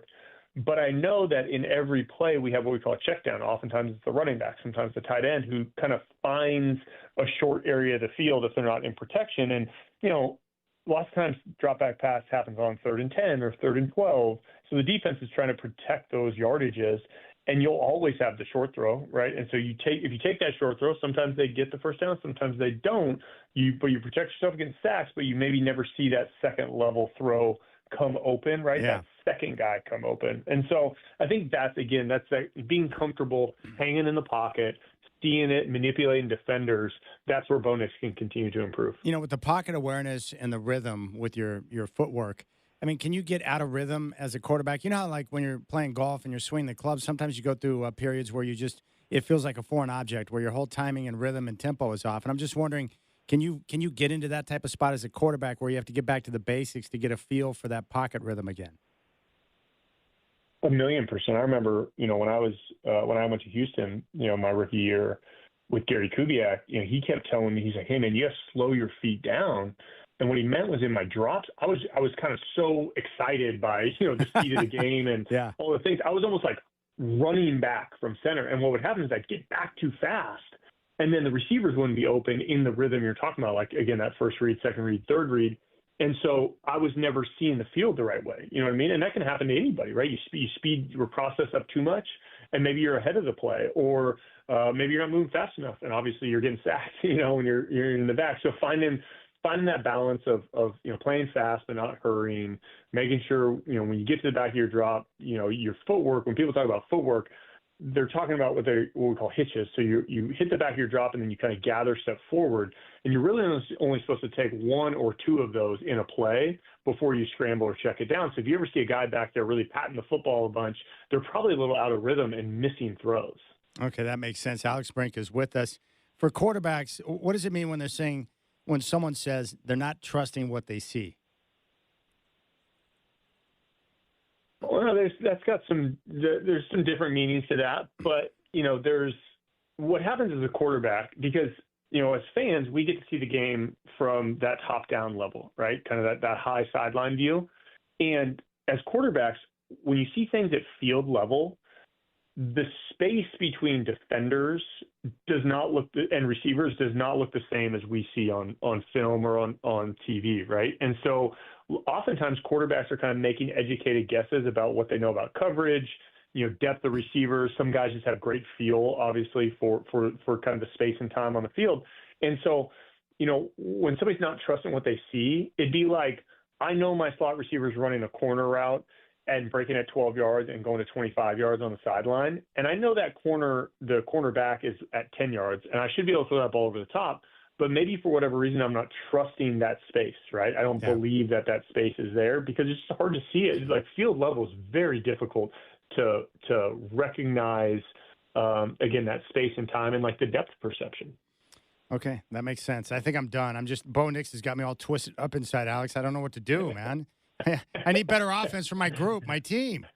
Oh. Hey, you're 8-2. You have a young quarterback. It's very hard to play the position, and you're 8-2. So let's take it for what it is. All right. Which team's been more surprising to you, the New England Patriots or the Indianapolis Colts? Patriots for me. I think the Colts. There was a formula with the Colts that always felt like if they got some quality quarterback play, they could have I mean, Jonathan Taylor's arguably the best back in the league, right? And sure. We, for all the years you've watched football, you know that if you can run the football and play defense, you have a chance, right? Especially if you have a quarterback that can walk and chew gum. And Daniel Jones has shown that he can do more than that. And I think that formula was kind of there. That's why everybody was so excited about Anthony Richardson initially with the Colts, was if he could just get it done, they could be pretty special, right? Yeah. And so with the Patriots, I mean, there was a fair amount of a rebuild there for, Mike Vrabel. And as good as Vrabel is as a coach, you just didn't know what it was going to be like coming back home to New England and taking over and all the history and all the things there. Drake May, I like Drake May out of college, but he was not it's not like it was a foregone conclusion that he was going to be a great player. And so, I think they've done a nice job organizationally of building a great roster that is young. And like, I saw guys, Kyle Williams, Washington State receiver, scores a touchdown over the weekend. You know what I mean? Like, he's a rookie. I think they've done a nice job of drafting and developing players and getting people in free agency. That's been the bigger surprise for me. I just wasn't sure that would work out, and so far it has. All right, these games here, Seahawks at the Rams on Sunday, Chiefs at Broncos, or Lions at Eagles. Which game are you looking forward to watching the most? Seahawks, Rams, man. Like, I mean, Chiefs and I know Chiefs and Broncos is a good one, but think about this, Chad. I mean, they're a year ago, 2 years ago, right? We're talking about, are the Seahawks and Rams, is their kind of run over, right? And Yes. you go back 6 years, and they're the darling, the belle of the ball, right, in the NFL, and Sean McVay and all the things, and and now it's kind of all come back around, and for different reasons, right? I think kind of the McVay Stafford combo is back to what it was. Yes. They've remade their roster, right? You talk about having to remake your roster, and then Seattle's doing it initially with defense and Mike McDonald, but then kind of this reincarnation of Sam Darnold we talked about before, and Clint Kubiak calling plays. I mean, that game I'm super excited about. That's awesome. Yeah, and by the way, Matthew Stafford's a witch. The guy's so good, man. You got to admire him, right?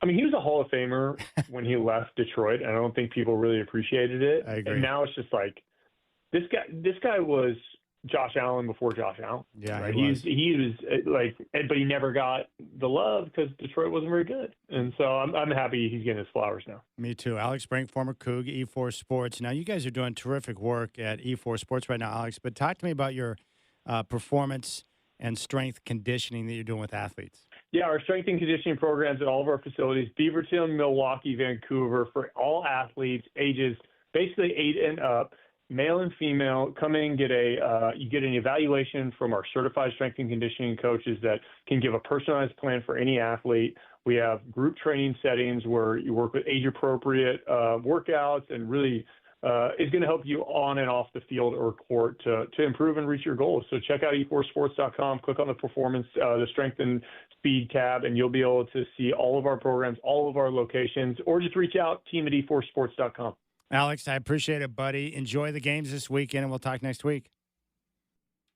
All right, big thanks to Alex Brink for jumping on board and talking a little ball. Always love hearing from Alex. He's looking forward to that Rams-Seahawks game. That's going to be a great game. And whoever wins that game is going to have the inside track on the NFC West. Big, big game for the Seahawks.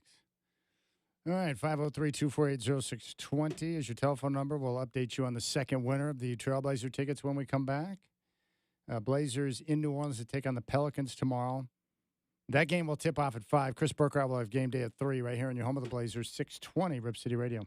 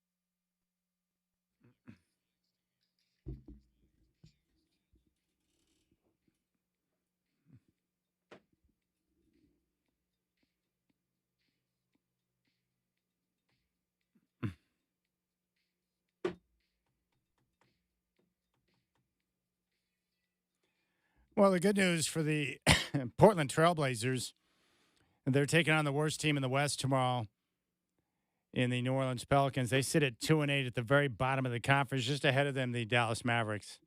Nico Harrison relieved of his duties today. And it was pretty awesome because Shams put out a tweet 37 minutes before it was official that they were going to have a meeting to discuss letting Nico go. But can you imagine, like, getting a Shams alert that you're going to lose your job in, like, 37 minutes? And it shouldn't be a surprise to Nico. It's like, dude, you traded Luka Doncic. And there were people that tried to spin that like somehow it was a good idea.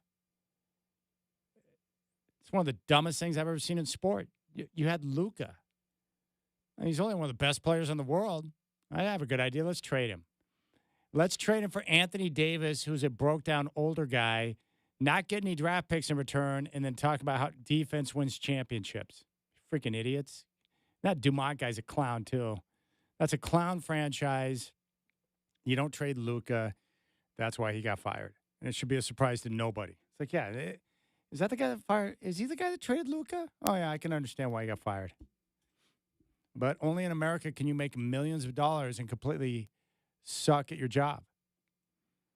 But the Western Conference standings, just an example of how deep and competitive the conference is this year. Oklahoma City sits atop the conference at 10-1. Their only loss coming to Portland, which is awesome. They're hosting the Golden State Warriors right now. San Antonio with Wemby is second at 8-2.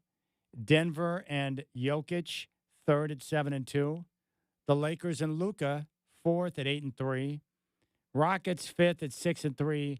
Minnesota sixth at 7-4. Golden State seventh at 6-5. Suns at 6-5 and 8th.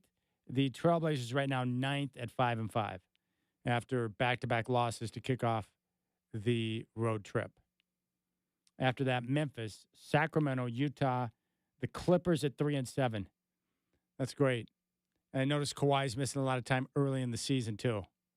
Maybe he's got another one of those no-show jobs that he's got to, put some time in on. Just amazing to me. The Clippers. So there you have it. New Orleans tomorrow, and then they'll finish up the road trip at Houston, at Dallas.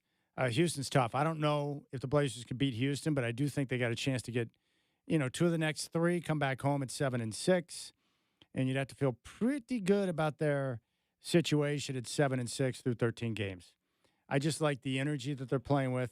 I thought the Godfather made a good point. The rotations that we're seeing from Splitter right now, it's going to be critical that they continue to roll guys on and off the floor because the guys are expending a lot of energy. They're playing really hard, and you've got to protect those guys because they're getting gassed out there. They're playing so hard, and I respect it. But they're pushing the tempo. They're making teams uncomfortable. And what I like, too, is that we're seeing this. They go through stretches of games where they struggle. But even last night when they got down, late in the game, 110-101, they continued to do what they do. And they scored 11 straight and put themselves in a position to win the game. They had opportunities to win the Miami game. The biggest things they got to work on right now, just little issues, defending without fouling. The Heat and the Magic both had big advantages at the foul line. Also turnovers. Turnovers are not a surprise that they're struggling with that right now because, we knew this was going to be a bit of an issue for them only because they're playing at a much different pace than what these guys are accustomed to. It's a new offensive system. Guys are getting used to playing at that pace and getting used to one another. So, with that, you're going to have turnovers at times. But very happy to see Shaedon Sharpe break out of the shooting slump last night. 31 points, 12 of 18 from the floor.